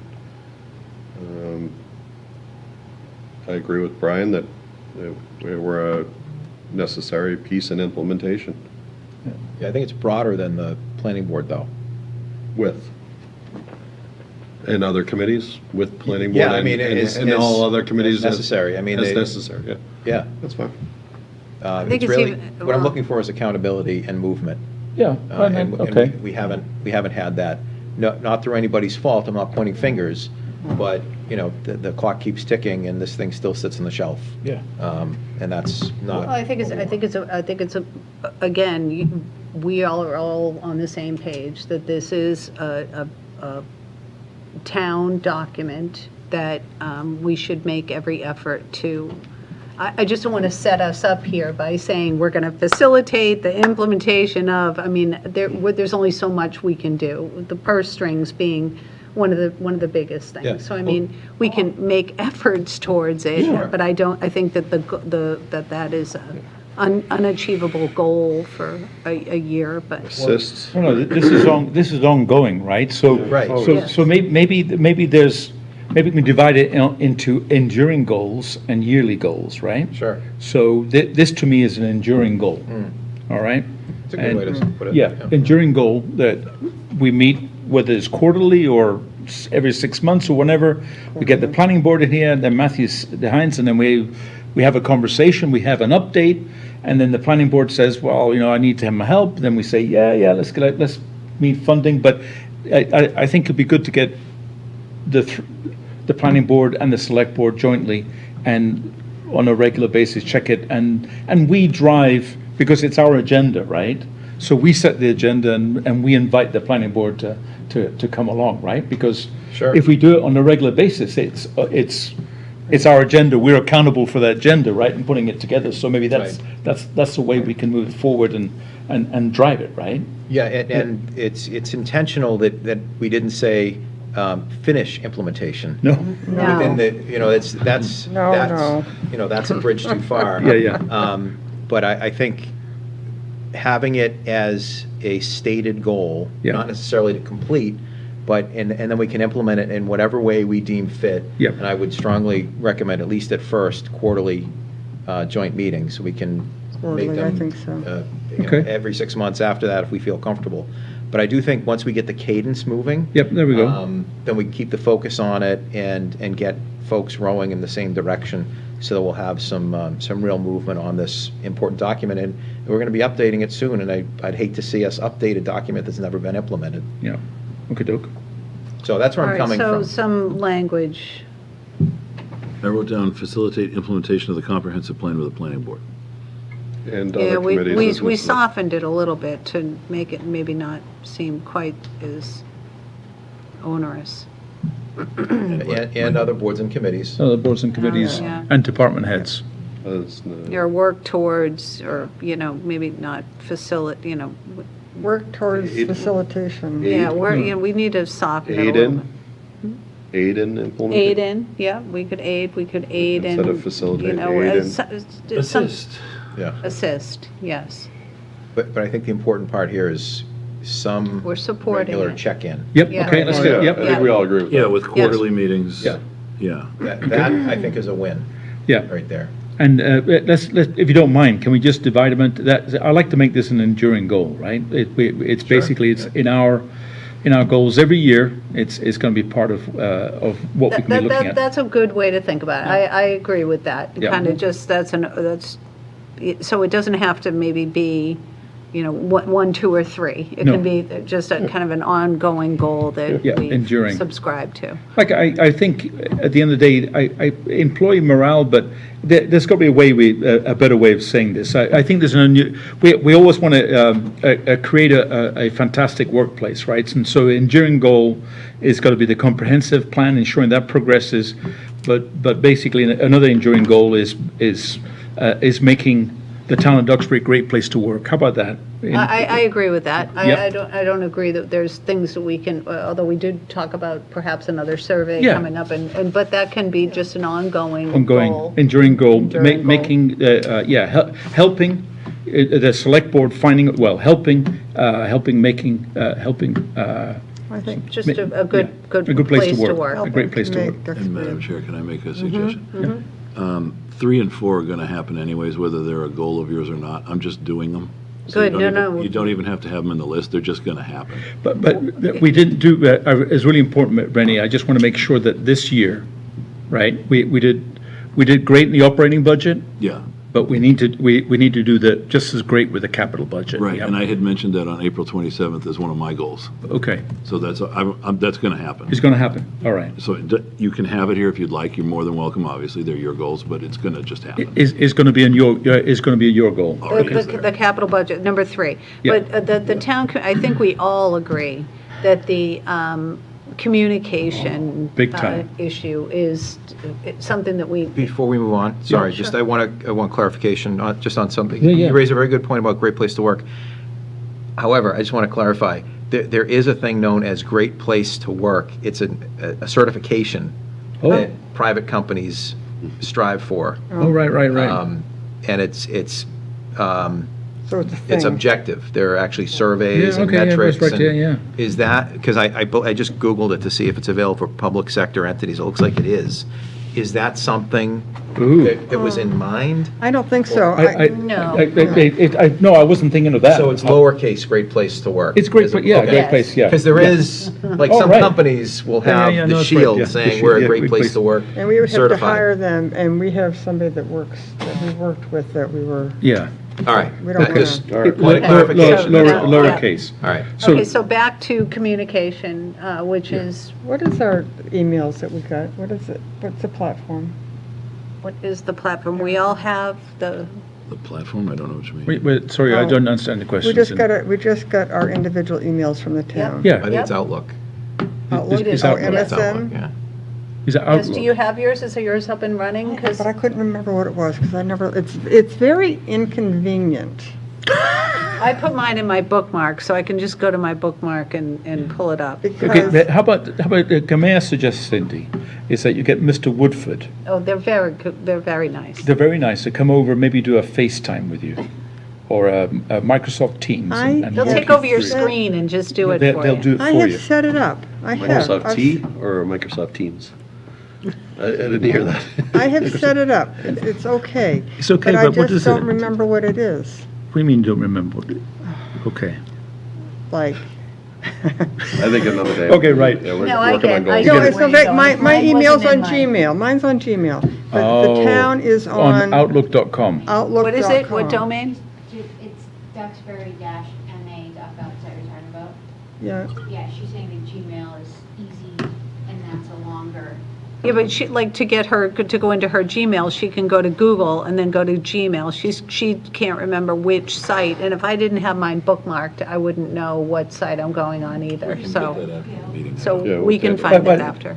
Yeah. Okay, so when it comes to on that I need note, to know the now. communications Wait, is, let's take this offline, Cindy, and we'll do it together after the meeting. How I about think, that? I think we all agree that we need the town website, some improvement there. And our new emails are definitely going to assist in helping communication with the residents. Getting our packets early and getting our packets online, which I'm still asking for and hoping. I think that will really help people follow along and see the same information that we're seeing, and try to relieve some of the FOIA requests that come in through the town clerk. what other ways? I know Fernando is yeah. social media, So, right? so we have to as a town need to figure out, we need to get together with a consultant, right, to understand what is the best way to engage with the communities, right? There's other towns have done this, right? They have a select board, they have a town web page that looks like a Facebook page. It just, everything, you can see everything is easy for people to find. So they've really upgraded and made their web page modern looking, right? And they have ability to communicate, right? So right now, we don't have any means of communicating and sending an email, sending a social media about the water ban. We don't have any way of actively getting out and engaging with the community through how the community engages today. And we need help in that. And that's what I think this goal is basically for us to develop social media presence and with the community, such that we can receive input and we can send stuff out. But it wouldn't be us individually. No, it no, would no. be us. Hiring a third-party vendor is what you're talking Yeah, about. I think so. And we'll have the budget proposal for Yeah, that. I think so. Is that what other towns do? Yes. So for instance, you mentioned tonight that the DPW puts out a Facebook thing, or public safety. On Do they Facebook. have a budget item, a line item that pays for that? How do they do it then? Facebook is free. No, but what it needs, I think maybe another way to, what happens is, I know for a fact that when I speak with Rob Reardon, right, they have I think an X account, and they have a Facebook, and they engage. It's called a PIO, a Public Information Officer. Right. So they have somebody They that have does that. somebody on staff firefighter. that we don't. That we Okay. don't, right? For instance, I know that the Recreation Department do a fantastic job With the beach stuff. with the beach stuff again, but they have people dedicated to do that, right? It's part of somebody's job and description. Artie. But the thing is, for the town level, as a select board, right? How do we communicate, right? Somebody needs to sit down and do that work and ensure that the message is coming out from this select board, this board, right? And so that's what we need to figure out. What is the best way for us to do that, right? And we're all we're volunteers, right? We don't. Yeah. We basically meet once a week or maybe once or twice a week, right? So how do we get a message that's out there? So we need to figure that out. We need help. Other towns do it. Other towns have select boards, and other towns get their messages out. We just need to find out how What that I'm wondering is, could that possibly be part of our administrative assistant's job? Would that, Well, just an idea that would be good to have somebody in Oh, yeah, that type of position but to be able, because they, The idea that Fernando's Yeah. talking about is much, much, much broader than that, because Yeah. we've actually interviewed a firm that could do this. Yeah. But it's a question of money. So they don't just do, hey, there's a water ban, but if there's an emergent situation, they come on site and they take over the messaging for that. They work very closely with whoever's in charge of the emergency, like with the blizzard. That was an all hands on deck, and I was pushing the messages out as frequently as I could, but I'm doing other things. So it could be, but we have found, experience has shown that it's far more effective when it's handled by somebody outside, because they have the flexibility. but all the other departments have somebody on staff, like I know, but they mentioned have Artie and department heads. the fire department and It's police the- departments and. But it's a staff member. The fire department is somebody on the fire department. The police department, it's a police officer. Yeah. DPW, it's me. So when those messages go out, it's me putting the message out there. So So we- it's we- not we- dedicated staff. We need to be able do strategic. that We need to think about it. Let's get strategic. Let's write that. comprehensive way. Let's not try and solve the problem right now, right? right. Exactly. Let's put it on a our goal. goal. Let's put it on our goal. Let's not solve it right now, but let's get somebody that knows how to do this and does this for towns or other towns. Other towns do this. Let's find out. Let's not reinvent the wheel and try and figure it out. Yep. Let's bring somebody in to give us, to consult, to provide basically a consultant to say, hey, towns of da-da-da-da-da, this is how they do it. And then we figure out, based on what it is, how much we want to do. How little or how much we want to do, right? So, And I can include that in the budget. yeah, Okay, so, but if we include in the budget, we're going to have to wait until March. March to have the conversation about how to have social media presence, and it's July. Yeah. In the meantime, we can keep going the way we are, Yeah. which may not be the most effective, but it is working. Yeah. I mean, the water ban notice is going out tomorrow. Yeah. It'll be on 4 platforms. Yeah. Well, can I ask, I'm fully supportive, Fernando, of what you're saying, and I think, and looking at it from a larger perspective, I think really what we're after is community engagement. Yeah. Yes. Both That's exactly ways. right. We Both want ways. people to be able to very easily reach us, and us Yep. very easily reach them. Correct. Platform agnostic. There we go. Whatever. Whatever. And we're What is looking it? for guidance, because we Yes. don't know what we don't know. Right. But the other piece is, and Rainey, maybe you can speak to this a little bit. I understand that the website is undergoing some sort of refresh or something. Yay. Which is great. I mean, and this goes to Amy's point about, I don't want to wait until March to do better. So in terms of a fiscal '27 goal, I wonder if there's a way for us tonight to frame it in such a way that, yeah, maybe in March we have a budget item for this overall strategic thing, but I'd like to explore opportunities to do better between now and then. And I'm just going to throw out by way of example, and I'm not selling this to you, but I recently came across a Gen AI product that's specific for municipal websites. In fact, it was a recent grad kid up at University of New Hampshire built this and won an award. Really? Because he's Okay. taking municipalities, a lot of municipalities are in the same boat as us. Right. There's tons of information available on the website. but Nobody can good luck find it. finding it. Yeah, exactly. And this Gen AI bolt-on basically is a chatbot that attaches to the town's website, and it makes it easy for the visitor to say, how do you right. do a dog license? What do I need to, I'm new to town, what do I need to know? And it gathers all the information and puts it in a concise form and says, here's the information you need to know, and gives you the citations, so the source documents and that sort of thing. Of course, it's only as good as what's on the website. Right.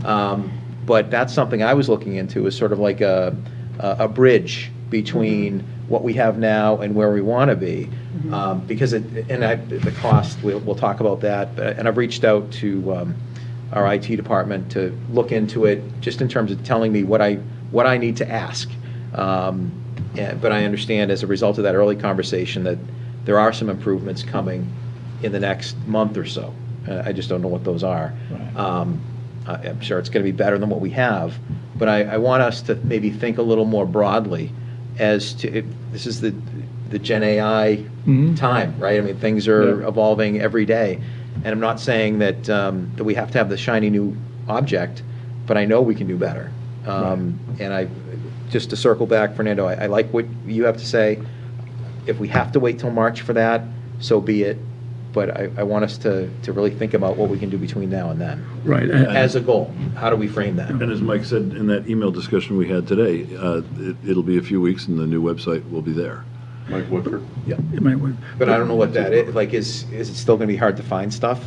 Don't know. I don't know. Find I out. don't know. I don't know, I hope it'll be a big improvement, but I think that satisfies, a part of the conversation. part of the But it conversation. doesn't, I think, Fernando, I'm not, I don't have social media presence, but I do live in the real world, and I understand that is where people get their information, a lot of people, and that's Yep. where, we do not have a We presence. do not have a presence. And So, yeah, good. I don't know if we need a high-paying, I see the wisdom in having someone on staff who knows us, who knows what's going on in town, who listens to these meetings, also being the person who's putting information out on Facebook.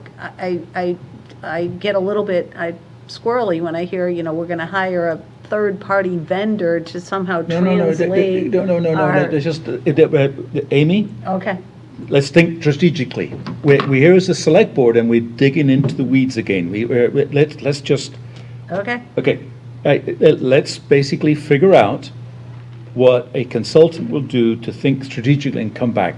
We may be surprised. I don't know what it's going to cost, right? But let's go ahead and bring somebody in at no charge, and they can have a conversation around, if you want this is how much it costs. If you want that, let's find out. We Let's can't find get out. that at no charge, though, can we? I mean, we'd have to pay for somebody to provide us We get a that. consultant to come in and just talk to us. Well, we did. You were there. I know, but talk to the select board. Oh. Talk to the select board.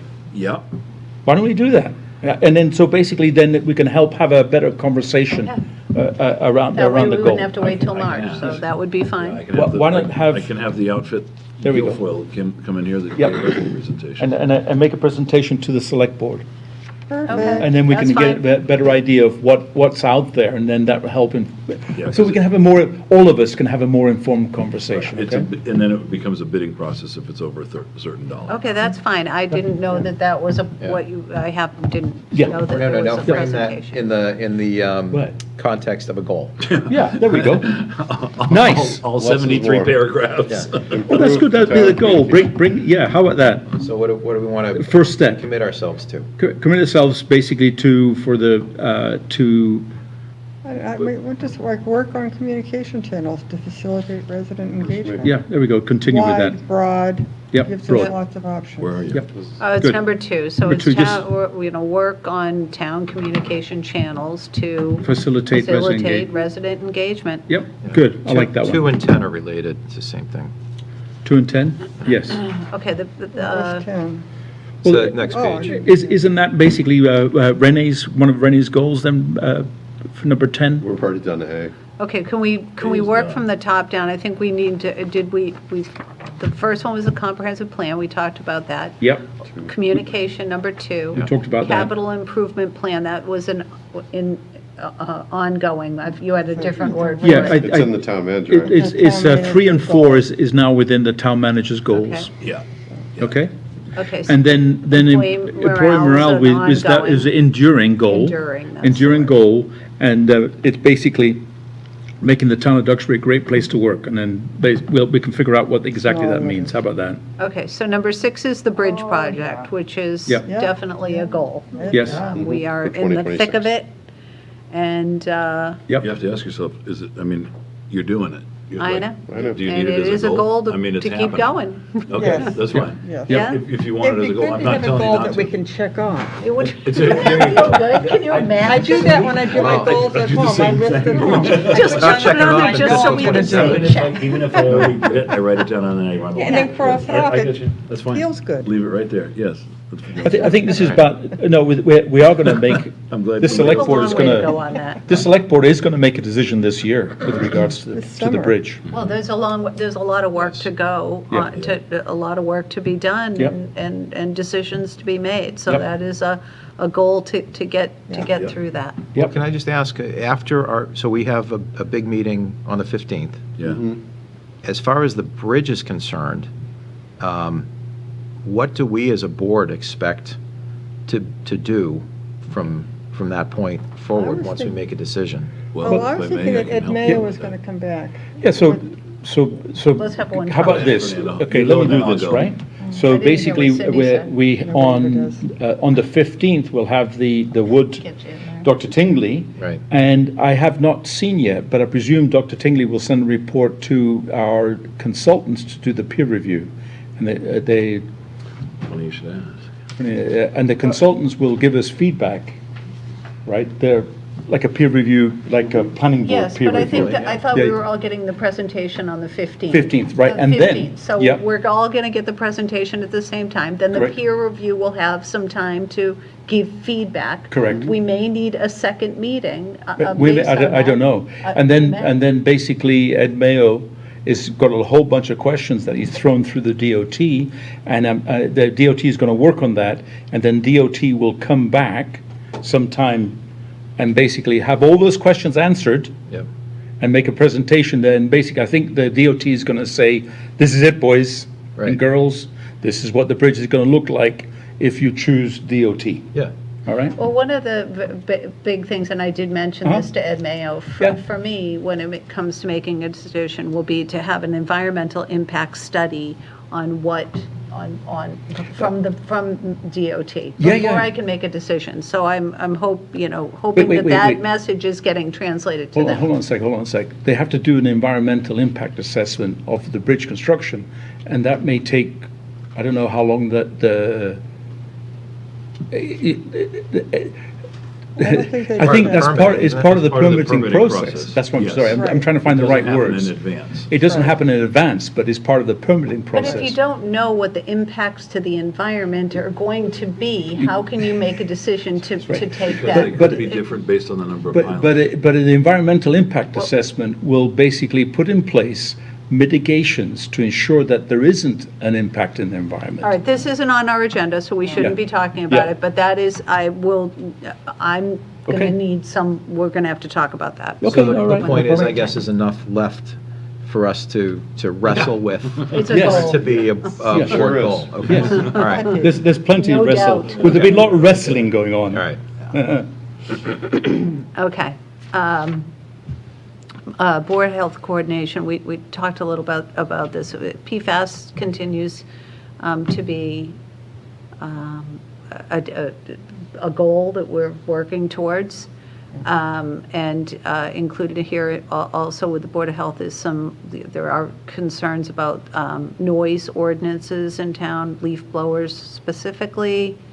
And first meeting with Board of Health, and that was at the last water conversation. I think the Board of Health, also said we really should do some joint meetings and have some coordination. So I think that would be a good idea So to, this is not, the first meeting with is that mean to say Board of Selectmen, or is that the Board of Health?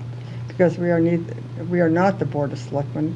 No, we're that the was, Select Board. her note was, excuse me, Amy's note was saying that the board needs to meet with the Board of Health. I was sometime just in May. reading this. yeah, these were written quite a while ago. Yeah, so. yeah, end of April. The first meeting with the Board of Health, not the Board of...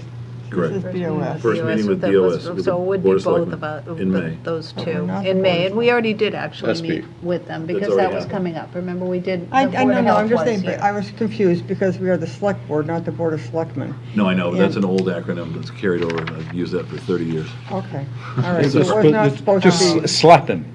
Cindy, slap him. SB. You No. need to get SB. No, I just didn't know if it meant to be BOH. Oh, Board no, of no. Health. BOS, Okay. the boss. We need another S. Okay, we're getting So- punchy. Let's I know, try to that's get right. through this. For this goal, is this goal shared? I mean, we are continuing to work towards PFAS issues, other issues. The thing is, maybe the better way to say this, right, is basically, we need to put in place,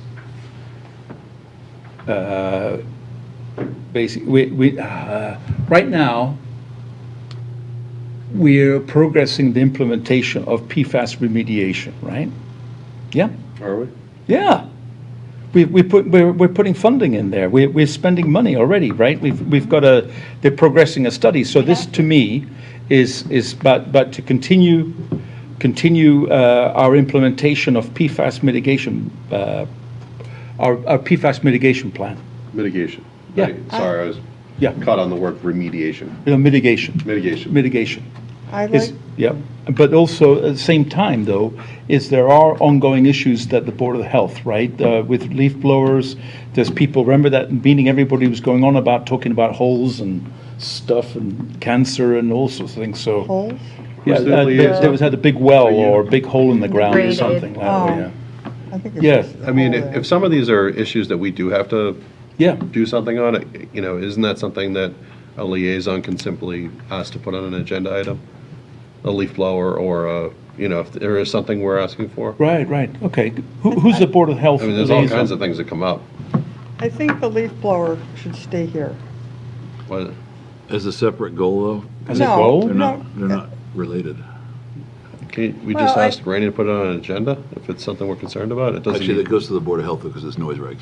All right. It is a noise ordinance, and it You have is, to ask the Board of Health to it's contemplate kind of goes to what Brian was saying earlier, where these are town-wide problems, and yet, yes, one matter sits with the planning board, this happens to sit with the Board of Health, but I get more people talking to me about their their frustration with the noise problem that's happening, and other towns are dealing with it. And I think we've avoided it long enough, and so maybe we could get together with the Board of Health and try to Okay. All right, work go. together That's towards fine. this. I think we have Fine. to. Yep, okay. Is that a select board goal? But That a what I'm goal? hearing that, like it to basically, be yes, a goal. that Cindy and One caveat, it might not Amy, be lots of people are because it's complaining the about Board of Health that decides, but you should at noise. least have the conversation. Just keep that in mind. Chime in, Randy. He's Sorry. suggesting that maybe this couldn't be our goal because it is a Board of Health issue. The goal so- could be. Yeah, okay, here we go. Could be to meet with the Board of Health to discuss it, but it won't be up to this board to decide it, because I believe that's going No. to rest with the Board of Health. Okay, So you can at No. least have the meeting to talk about it. okay. It's the same sort of thing as with the planning board. Precisely. We're facilitating Yes. the conversation. Okay. Like, hi, board, what do you think Yeah. about this? Yeah. The Right. Board of And Health- where did the, like the bikes, E-bikes, that's E-bikes. another one. Is that a Board of That's- Health? Does that come out of That's going to there? become, well, We've talked about this too. yep, that's highway safety would be the starting point. There are regulations in place now, and there are state laws in place right now. Yep. It's a matter of enforcement. Yeah. I mean, So sure, some so kid that gets turns into killed. police, so it goes highway safety, police, select board. That's what I was just going to say, Cindy, is Board of Health has a number of things in their radar. The e-bikes is one, PFAS, obviously, Kratom. It's a, What? I don't want to call it a drug. It's a substance that's sold in convenience stores. Oh, yeah, I've heard about it. That's right, Other yeah. boards of health Yeah. in other communities are regulating it. It's Yeah. something that our board is looking at as well, whether it's something that should be regulated. So they've got a number of big things on their docket. They Why- just why don't- recently took the no more mouse killer. I mean, that was. Oh, the rat Yeah, killer. that Why was don't- that was That's a a huge wonderful. thing. Why don't we say, decision. let's meet, or how about a goal is to meet on a regular basis with the Board of Health to determine what's going on and how can we help? Or Yes, something along that or- sort of lines. How about that? Yeah, similar to the language with the comprehensive thrilled with plan we that. can Yeah. do with the Board of Health. Yeah, 'Cause, same thing as the planning there are board, some Board of Health. And you can reference the leaf blowers, PFAS, and E-bikes. e-bikes. Another one, yeah. Yeah, Mm-hmm. okay, good. Excellent, okay. Seawall easement, that is a That's a done, isn't goal, it? and we are working on it. No, I am Get it all, all sorry, done. leaf blowers, e-bikes. PFAS. PFAS. So, was that Garnet Road seawall easement written before our last meeting? Because we finished. I thought, So, just a recap on that is that the easement that was included in the packets that evening was not the correct easement that applies to the seawall. That one was, that Article 18, I think, was in that packet, is applicable to nourishment, beach nourishment, where Article 2 in a different year. Long story short, we were not looking at the correct documents. Whether those documents also are easements within that area is yet to be confirmed. So- But Rainey and I are working on this with town council, and I will. Okay. wait, hold on a second. I'm getting a bit confused. Leon. That one, yeah, okay, Yes. now, okay. So remember, there were yes, some yes, right. documents in our packet, they were, Right. Correct. those were not Oh. the specific to the seawall, those, Right. what we were Okay, looking got at it. that Oh, night. dear. So, So we need to do this again, again. we're. We're doing it again. It is a work in progress, Yeah, okay, and good. I actually, yeah, Okay, got it. My goodness. I'll keep you posted, sorry, All right. but that should be, I think that is a goal, is to get certainly Yes. this hammered out. This is a very Correct. short-term goal, because we need to, Yep, It's a policy, right, that we as the easement holder would, Maybe. maybe, but let me, we'll but the point talk. being is, don't go ahead and build stuff right now. if you No, don't that know, was never, right? you're never allowed to Right. do, you weren't allowed to do that. All right. And, Yeah. so that, yeah, don't build stuff, because you might have to I pull it think that's the down. lesson, right, Yeah. okay, yeah. Yes.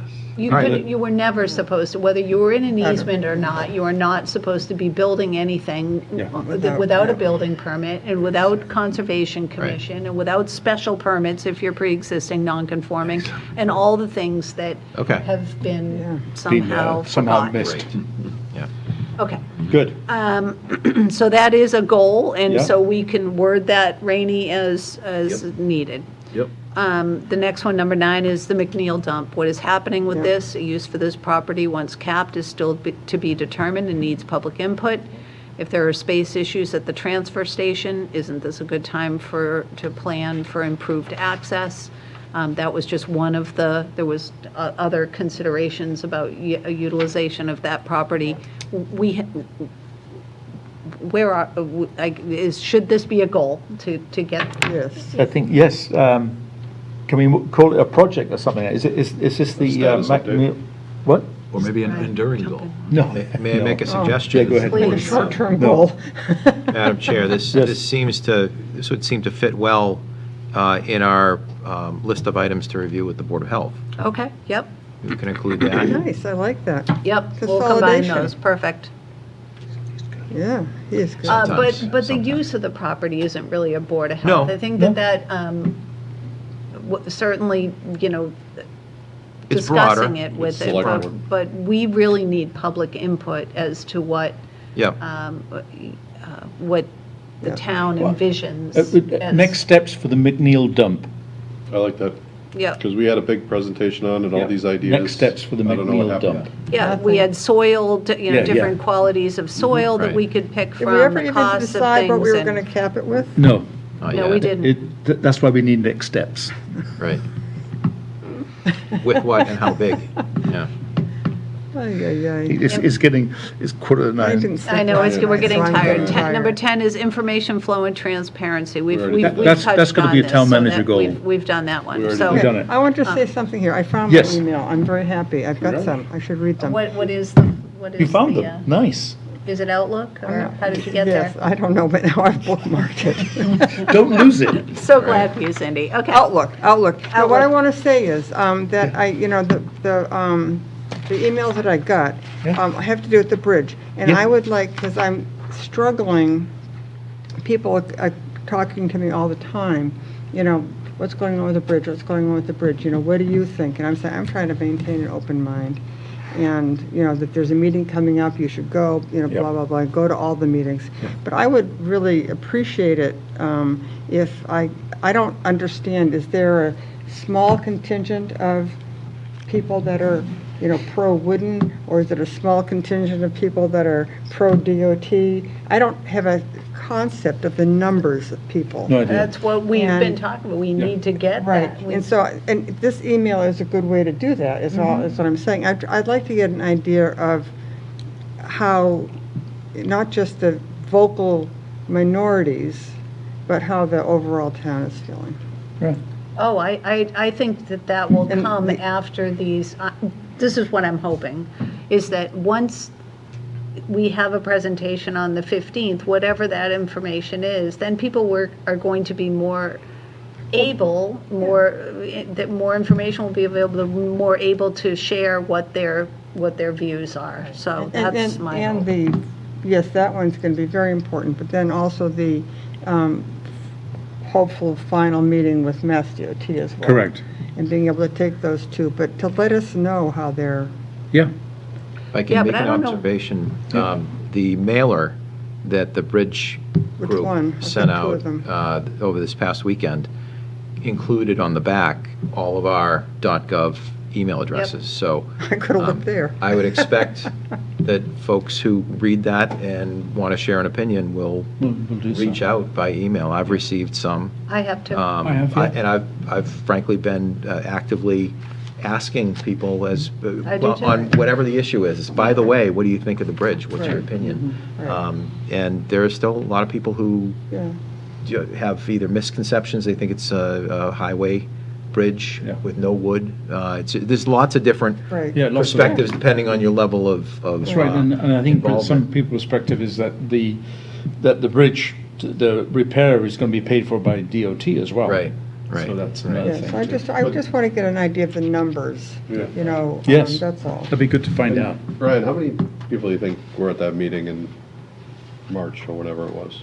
Probably 100 or so? Easily. Yeah. It Well, was yeah. pretty well attended. It was. The Both DOT of them one, were. yeah? Yeah, The both whole of them were. cafeteria there in the Yeah. middle school. Each one of them's had over 100. Yeah. Yeah, it's been well attended. And the folks who attended were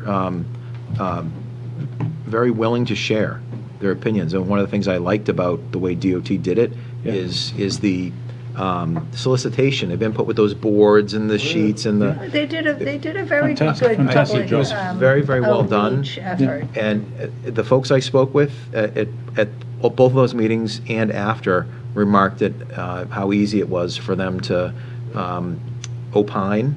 And between the two meetings, you may recall, there were some changes based upon some of the original feedback. Correct. So I think it's been tremendous, but given that this is a once-in-a-century project, knock wood, we do want to hear from, everyone. Everybody, Oh, definitely. absolutely. This is just an enormous decision, and one that I think will Yeah. require a lot of public input, and, we don't want to get it wrong. And, they did a great job with the public outreach, but, But what? But I get concerned when the bridge, the big bridge construction projects that we see go way over. And, there's been some recent news reports on, that have been doing some deep dives and some undercover work and showing that, there's some problems with Mass DOT. I think that, they're trying to get a handle on it, but, let's hope they do. Because that's our tax dollars, and we deserve. Well, whichever, yeah. Yeah, Somebody's going to have to pay for it, right, directly or indirectly. right. All right, so we've gone through the goals. Everybody happy with those? Yeah, I like that. So we have enduring goals and we have goals. Yeah, and maybe we don't put them in an order of I've priority. only got 2 for enduring. 1 Yes, and 5. correct. Yeah. Yep. 1 and 5. 1 and 5, yeah. 1 and 5. Can we just recap And I'm before we dumping move 3 on? and 4 because I'm already doing those. Correct. Okay. Do you want to recap them for us? I can't recite them back because That's okay, Chicken just- scratch. It's basically 1, 2 for your fiscal year goals. It's 1, 2, 6, 7, Yep, 8, 9, and 10. You're Correct. enduring are I thought, 1 and 5. 1 and 5, yeah. Yeah. I thought you said one, I know I did, and I'm sorry. You should have, I didn't mean to, but I did. okay. Yeah, one is all right. enduring, and then. It's 2, yeah, 6, Yeah. 7, 8, 9, 10. Okay. Perfect, Yeah. okay. Thank you. Great, thank you. Because I've already got 3 and 4. I'll polish this up. And Yep. Put in the minutes there. Okay, do we have the Eversource easement? But I need you to vote these. Oh, What? You need Yeah. to vote them. Oh, we have to vote. Can we vote Yes. on these goals? Can I get a motion? So moved. Second. Any discussion? All those in favor? Aye. Unanimous. Nice. Thank you. All right, here we go. You ready? Yeah, Okay, ready? Thank you. Eversource. All right. Dear members, at the March 14th, 2026 annual town meeting, the voters approved Article 13, the purpose of which is to provide an easement that will allow NSTAR Eversource to install equipment on the town-owned property for the purpose of serving our new DPW facility. A copy of the certified vote is attached here too. Under this evening's discussion, we are requesting that the Select Board grant the easement as drafted by Town Council with the proposed motion as noted in the memo. Any questions? I Yes, do. I Brian? thought we did this already. I recall we voted on some easement or right-of-way or something having to do with DPW, I don't know, the last few months. You voted on the article, you voted a position on the article, and then it went to We did a town poll meeting. too. Yeah, there was The a poll. poll. We There did a was poll. Across the street on Littleton. Yep, that's what right. you're thinking of, the poll. You did a poll, but this is the actual easement. This is not. Okay, so this isn't duplicative of something we've already done? It's not, no. Okay. And That's a good word, I like to. any other questions? So there's it's an overhead pole. Yeah. No consideration of burying those? It's all internal stuff. Thanks, Amy. I wanted to be the Barry guy, but I could step up. I want to bury all these wires. I do too. Yeah. I don't know Every why. single- This every is our single wire. building. Why Every aren't single we- wire. Why aren't we burying it? Yeah. Why not, Rainey? Because they're more expensive I to can't bury, answer that. and when they go bad, they're very expensive to repair, because you have to dig everything up to find it. They got to dig up the pavement to do it. In this case, they'd have to dig up the. Yeah. It's just a judgment call, whether you want to have, it's the same thing as to whether you do, you string the wires or bury them across town. Same idea. You get, yeah, your trees won't take them down in a storm, but you might have a critter that bites through it in the ground, and now you gotta, I've heard both sides of the argument. It's just a judgment call at the end of the day. It's just the way they do it in the US. It's really weird, you know, you go to some, you I'll be go to honest, Europe right? and they're ancient cities, but there's no overhead lines everywhere. Right. It's only, yeah, but let's move on. Okay. This is what. All right. I move, Yeah.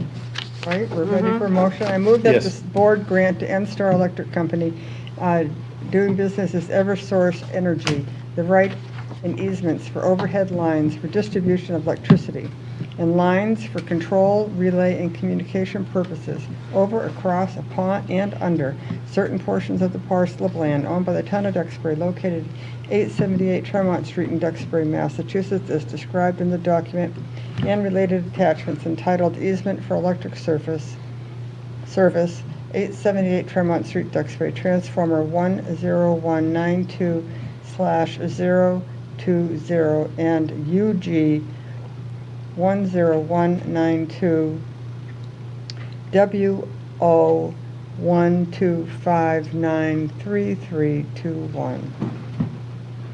Second, Any discussion? All those in brief favor? discussion. What? Just something I didn't catch until just now. On the signature page to the easement itself, I believe in Duxbury, according to our special legislation, we are select board, one word, not select board. Correct. And secondly, somebody promoted me to clerk on this. Gotta wait your turn. I know, right? Oh. Just saying. Oh, yeah. Uh-huh. So, just a couple of typos. I get demoted. With that, yeah, no problem with those edits. Would you Yes. guys be able to swing by and Yep, Yeah. I'll get it all squared away. All right. Yep. Thank you. Good spot. Hey, yep. happy to help. Any further discussion? All those in favor? Aye. Opposed, abstentions, unanimous. Okay, next item on our agenda Town is manager's the, report. we did the, yep, town manager's report. Two quick things. One, Brian already told you what I was going to tell you. East Street Bridge is open, but you all knew that, so that's a good thing. The other Thank thing you for is, chasing that, by the way. I know there was a lot of work that was done in the background for that. no problem. I appreciate it. Appreciate you and Amy going out there. It helped quite a bit, And actually. Paul. And Paul. Paul has been Yes. terrific. Paul Yes. Brogdon. Definitely.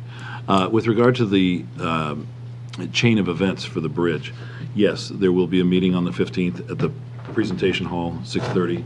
It's the single item on the agenda. There's nothing else there. You're right, 2 mailings went out this weekend from the Save the Bridge group, so that may have caused more people to attend. It may cause more people to attend than the capacity of the building, or the room, which is 320, so we're actually making arrangements to have a spillover area, which will either be the cafeteria in the high school or the gym, where people can go and simply watch the meeting. You can also do it at home, virtually, but they'll be able to watch the meeting, attend in person, and then if they want to come in and say something, they'll be able to do that. They just walk down the hall, the mic will be there, and they can say what they'd like to say. So not unlike what we've done at previous town meetings for the spillover room. Yeah. You know what I mean? Same idea. If I may, just to clarify, because you made a very important point right there that Yep. I think we need to shine a spotlight on. Lots of folks have asked, like our meetings, you can just dial in and talk to us. Right. It's not going to be that way for the 15th. You need, if you want to address the select board or make any points, you need to be physically present. My understanding is we're not going to be able to take folks on Zoom. You will be. We are? It's fully remote. This is- Can we make sure that's accurate? My understanding is it was going to be video only. Because there was some sort of issue because it was presentation hall and it wasn't set up for Zoom, or, I remember there was a Is this for concern. another For the event 15th. that we had? No, I know, but I know that she's been asking, and Rainey's been confirming that it's all set up for audio, who do you need that from? what do they call it? You know, remote Here's what I've access. got. Let's see, the local scene's going to bring their system and set up the upstairs booth. Let's see, town plans on having 2 tables set up in the back, 5 microphones for the board, one for the town manager and a podium mic, 2 mics set up in the aisles for the public to speak, local scenes providing their own wired microphones. We can use a Spark device that will beam the Zoom to the projector in the booth. It's projecting the Zoom.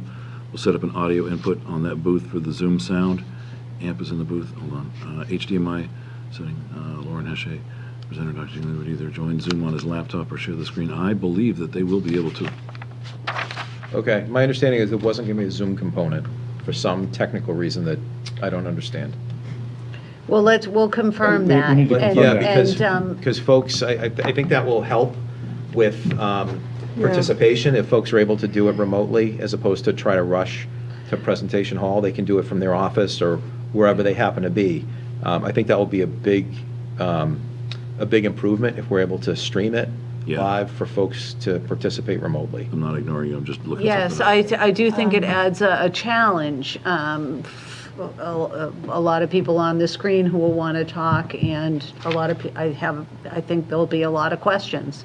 But, we'll deal with it. I think, I really hope people come out and get engaged. And then what I wanted to say also that hasn't been mentioned yet that's equally important, it will be another meeting where you'll get the peer review, because as I explained to Okay, there's another meeting then. Yeah, I explained to Alicia, I said, I have, in our conversations with SGH, they've explained to us that their peer review is not going to, my concern is, I wanted to have the information, and I had asked her to provide the information from her consultant Yeah, to us on Wednesday, because I know that we are trying to meet this Right. new objective of getting the agenda set, which we are getting there, we're getting better at You're that doing on fine. Wednesdays, and then pushing the packet out as prior to Friday, right? Right. So I wanted to push it out, considering it's a single item agenda, I wanted to push it out Wednesday, so I had asked to have it on Wednesday, and she's not sure that she's going to be able to do that. In fact, she thinks she might be delivered on the 15th.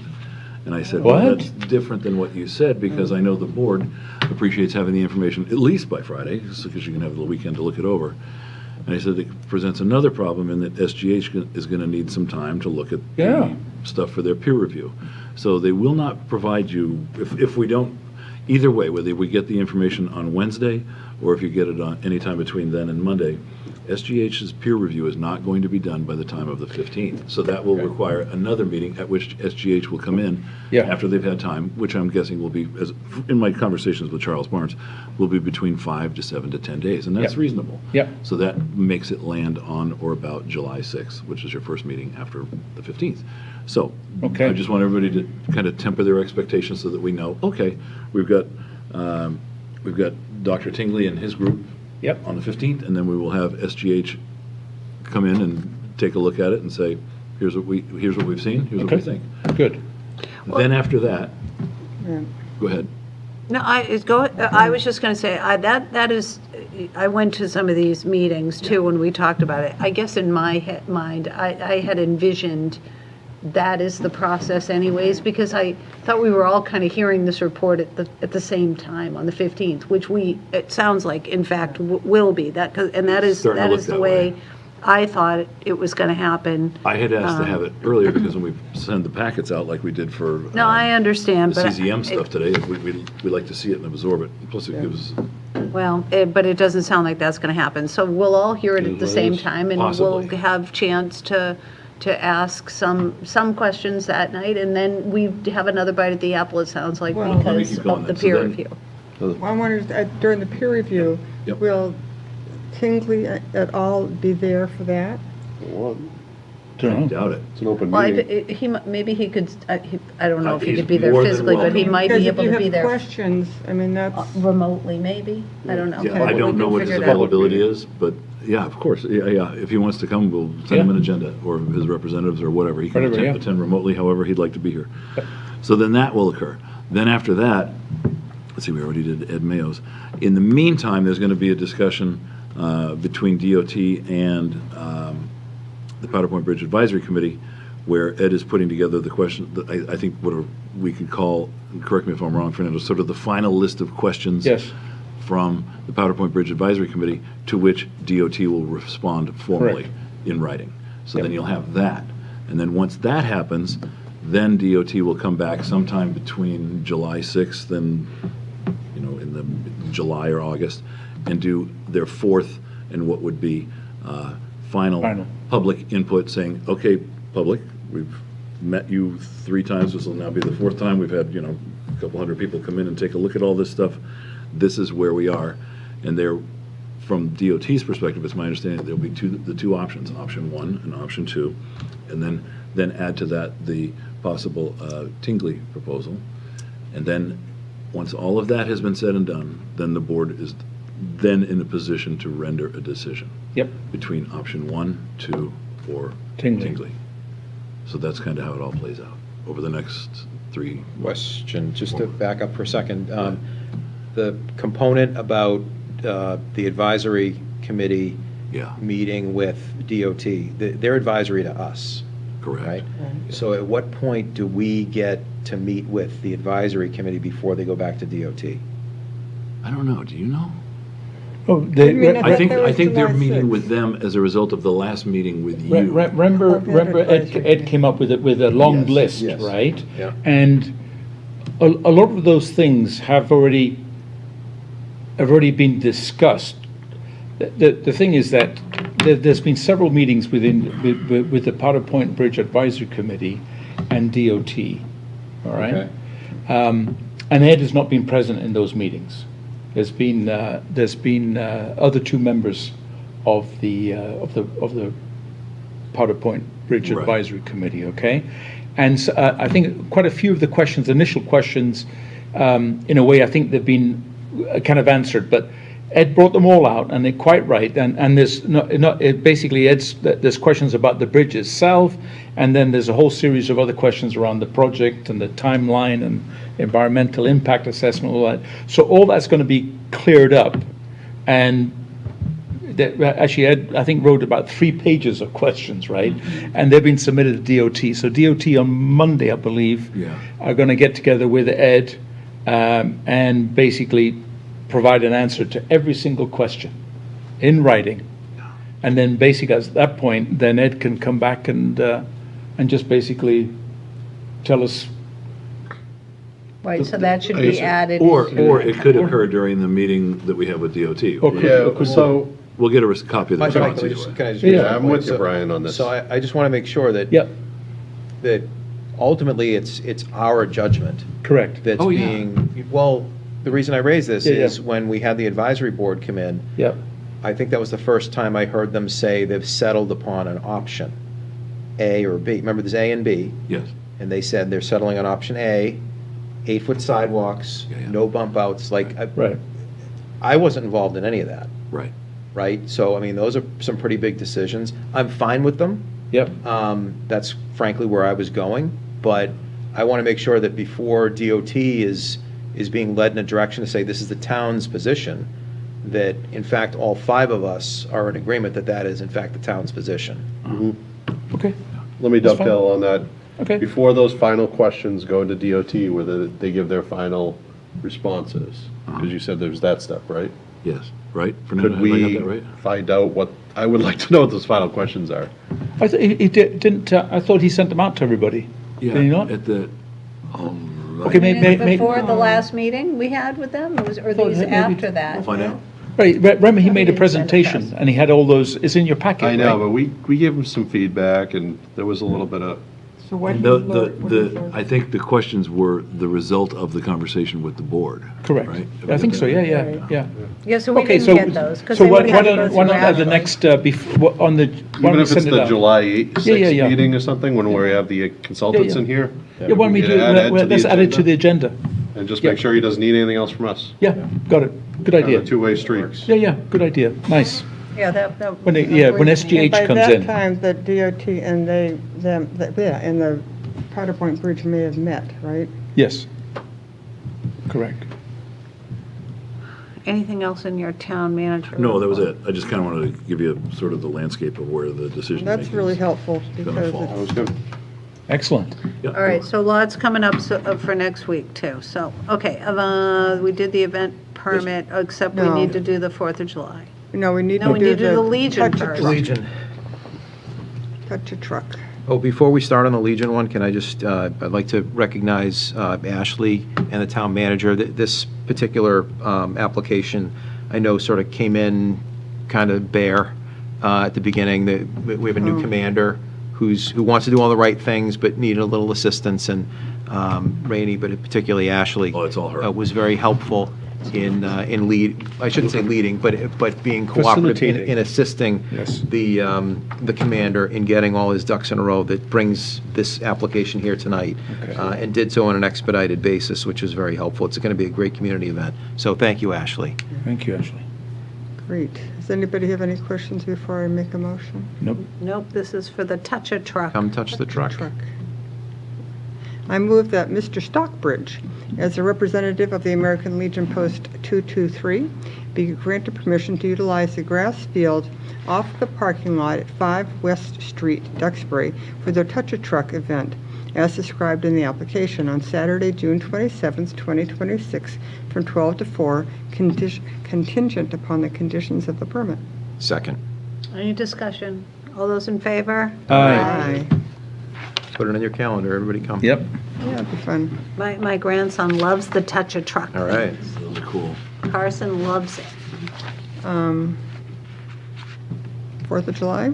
4th of July, please, yes. I this move is- that the Town of Duxbury 4th of July Committee is granted permission to hold the annual 4th of July Parade and related events, including the beach party, in the Town of Duxbury, contingent upon the conditions of the license. Second.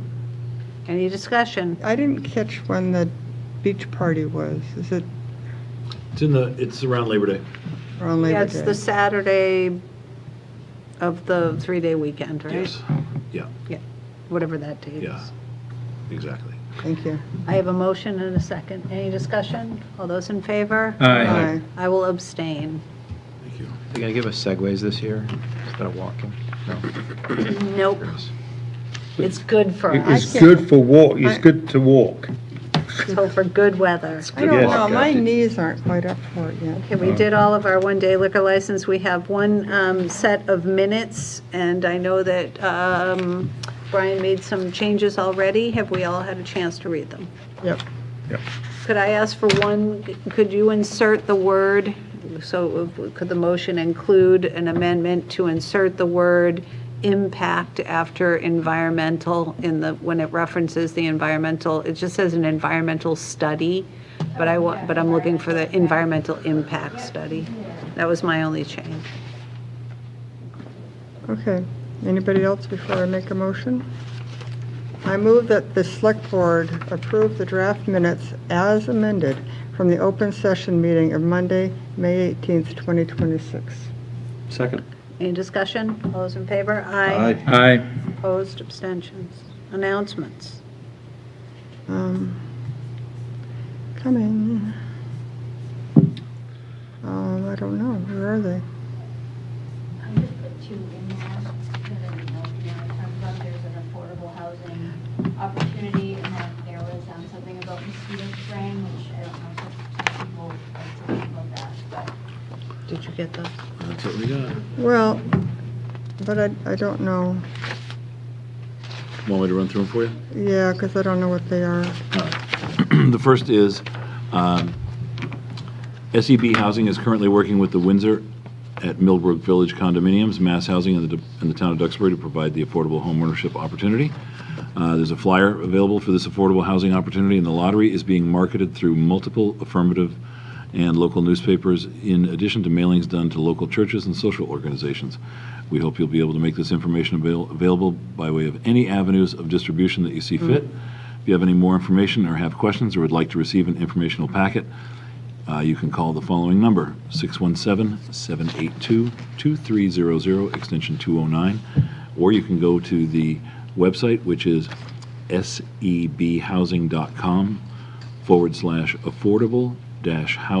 sebhousing.com/affordable-housing-opportunity. I have the That's the one next to the Duxbury, spring, if you yeah. want me to do the spring. Yes. Yeah. Starting to pop up. Yeah, I can do the spring. Fire away. Yeah, so the Duxbury Board of Health requests that mosquito adulticide applications be conducted at the following town-owned properties below: DPW Barn behind the Town Hall, 878 Tremont Street, the Keene Street Field, Lincoln Street Field, Mayflower Cemetery, North Hill Country Club, Senior Center, now known as the Center, Tarkill Field, Transfer Station, Wadsworth Field, Blair Haven, or 23 Howlands Landing, Crocker Park. Blair Haven's not actually there anymore. Oh, that's what, so we call it, What is because it? we didn't, What? Blair Haven, is that what that park's called? that's what they call it, yeah. Yeah. We were supposed to pick another name, but it never happened, but, The one that we got is fine. Okay, I knew what you meant. if, oh, then it's Crocker Park. It says, if possible, please spray the wood line around the clubhouse at North Hill Country Club. okay, so this is for mosquito spraying. Do we have a date that It that's does, going to occur? This is a request I don't know. This So is- this is a this- request from Lauren Hatch, to, Hache? yeah, to the Plymouth County Mosquito Control Superintendent Ross Rossetti, so is a request. Okay. So I I guess, assume we'll have more information about Yes. that if they're going to be doing it. Yeah, one and dates, yep. I see that include ticks. The next select On the board next meeting. select board meeting is next Monday, the 15th. 15th, at Presentation Hall at the Duxbury High School. yes, a Come very all. important, yes, come all, learn about a wood alternative. Yep. Okay. I got stuff for you to Anything sign. else? Just stuff to sign. Just stuff to sign. Yep. You can do that off camera. I have a motion to adjourn. Sure. So moved. Second. Any discussion? All those in favor? Aye. Oh, boy.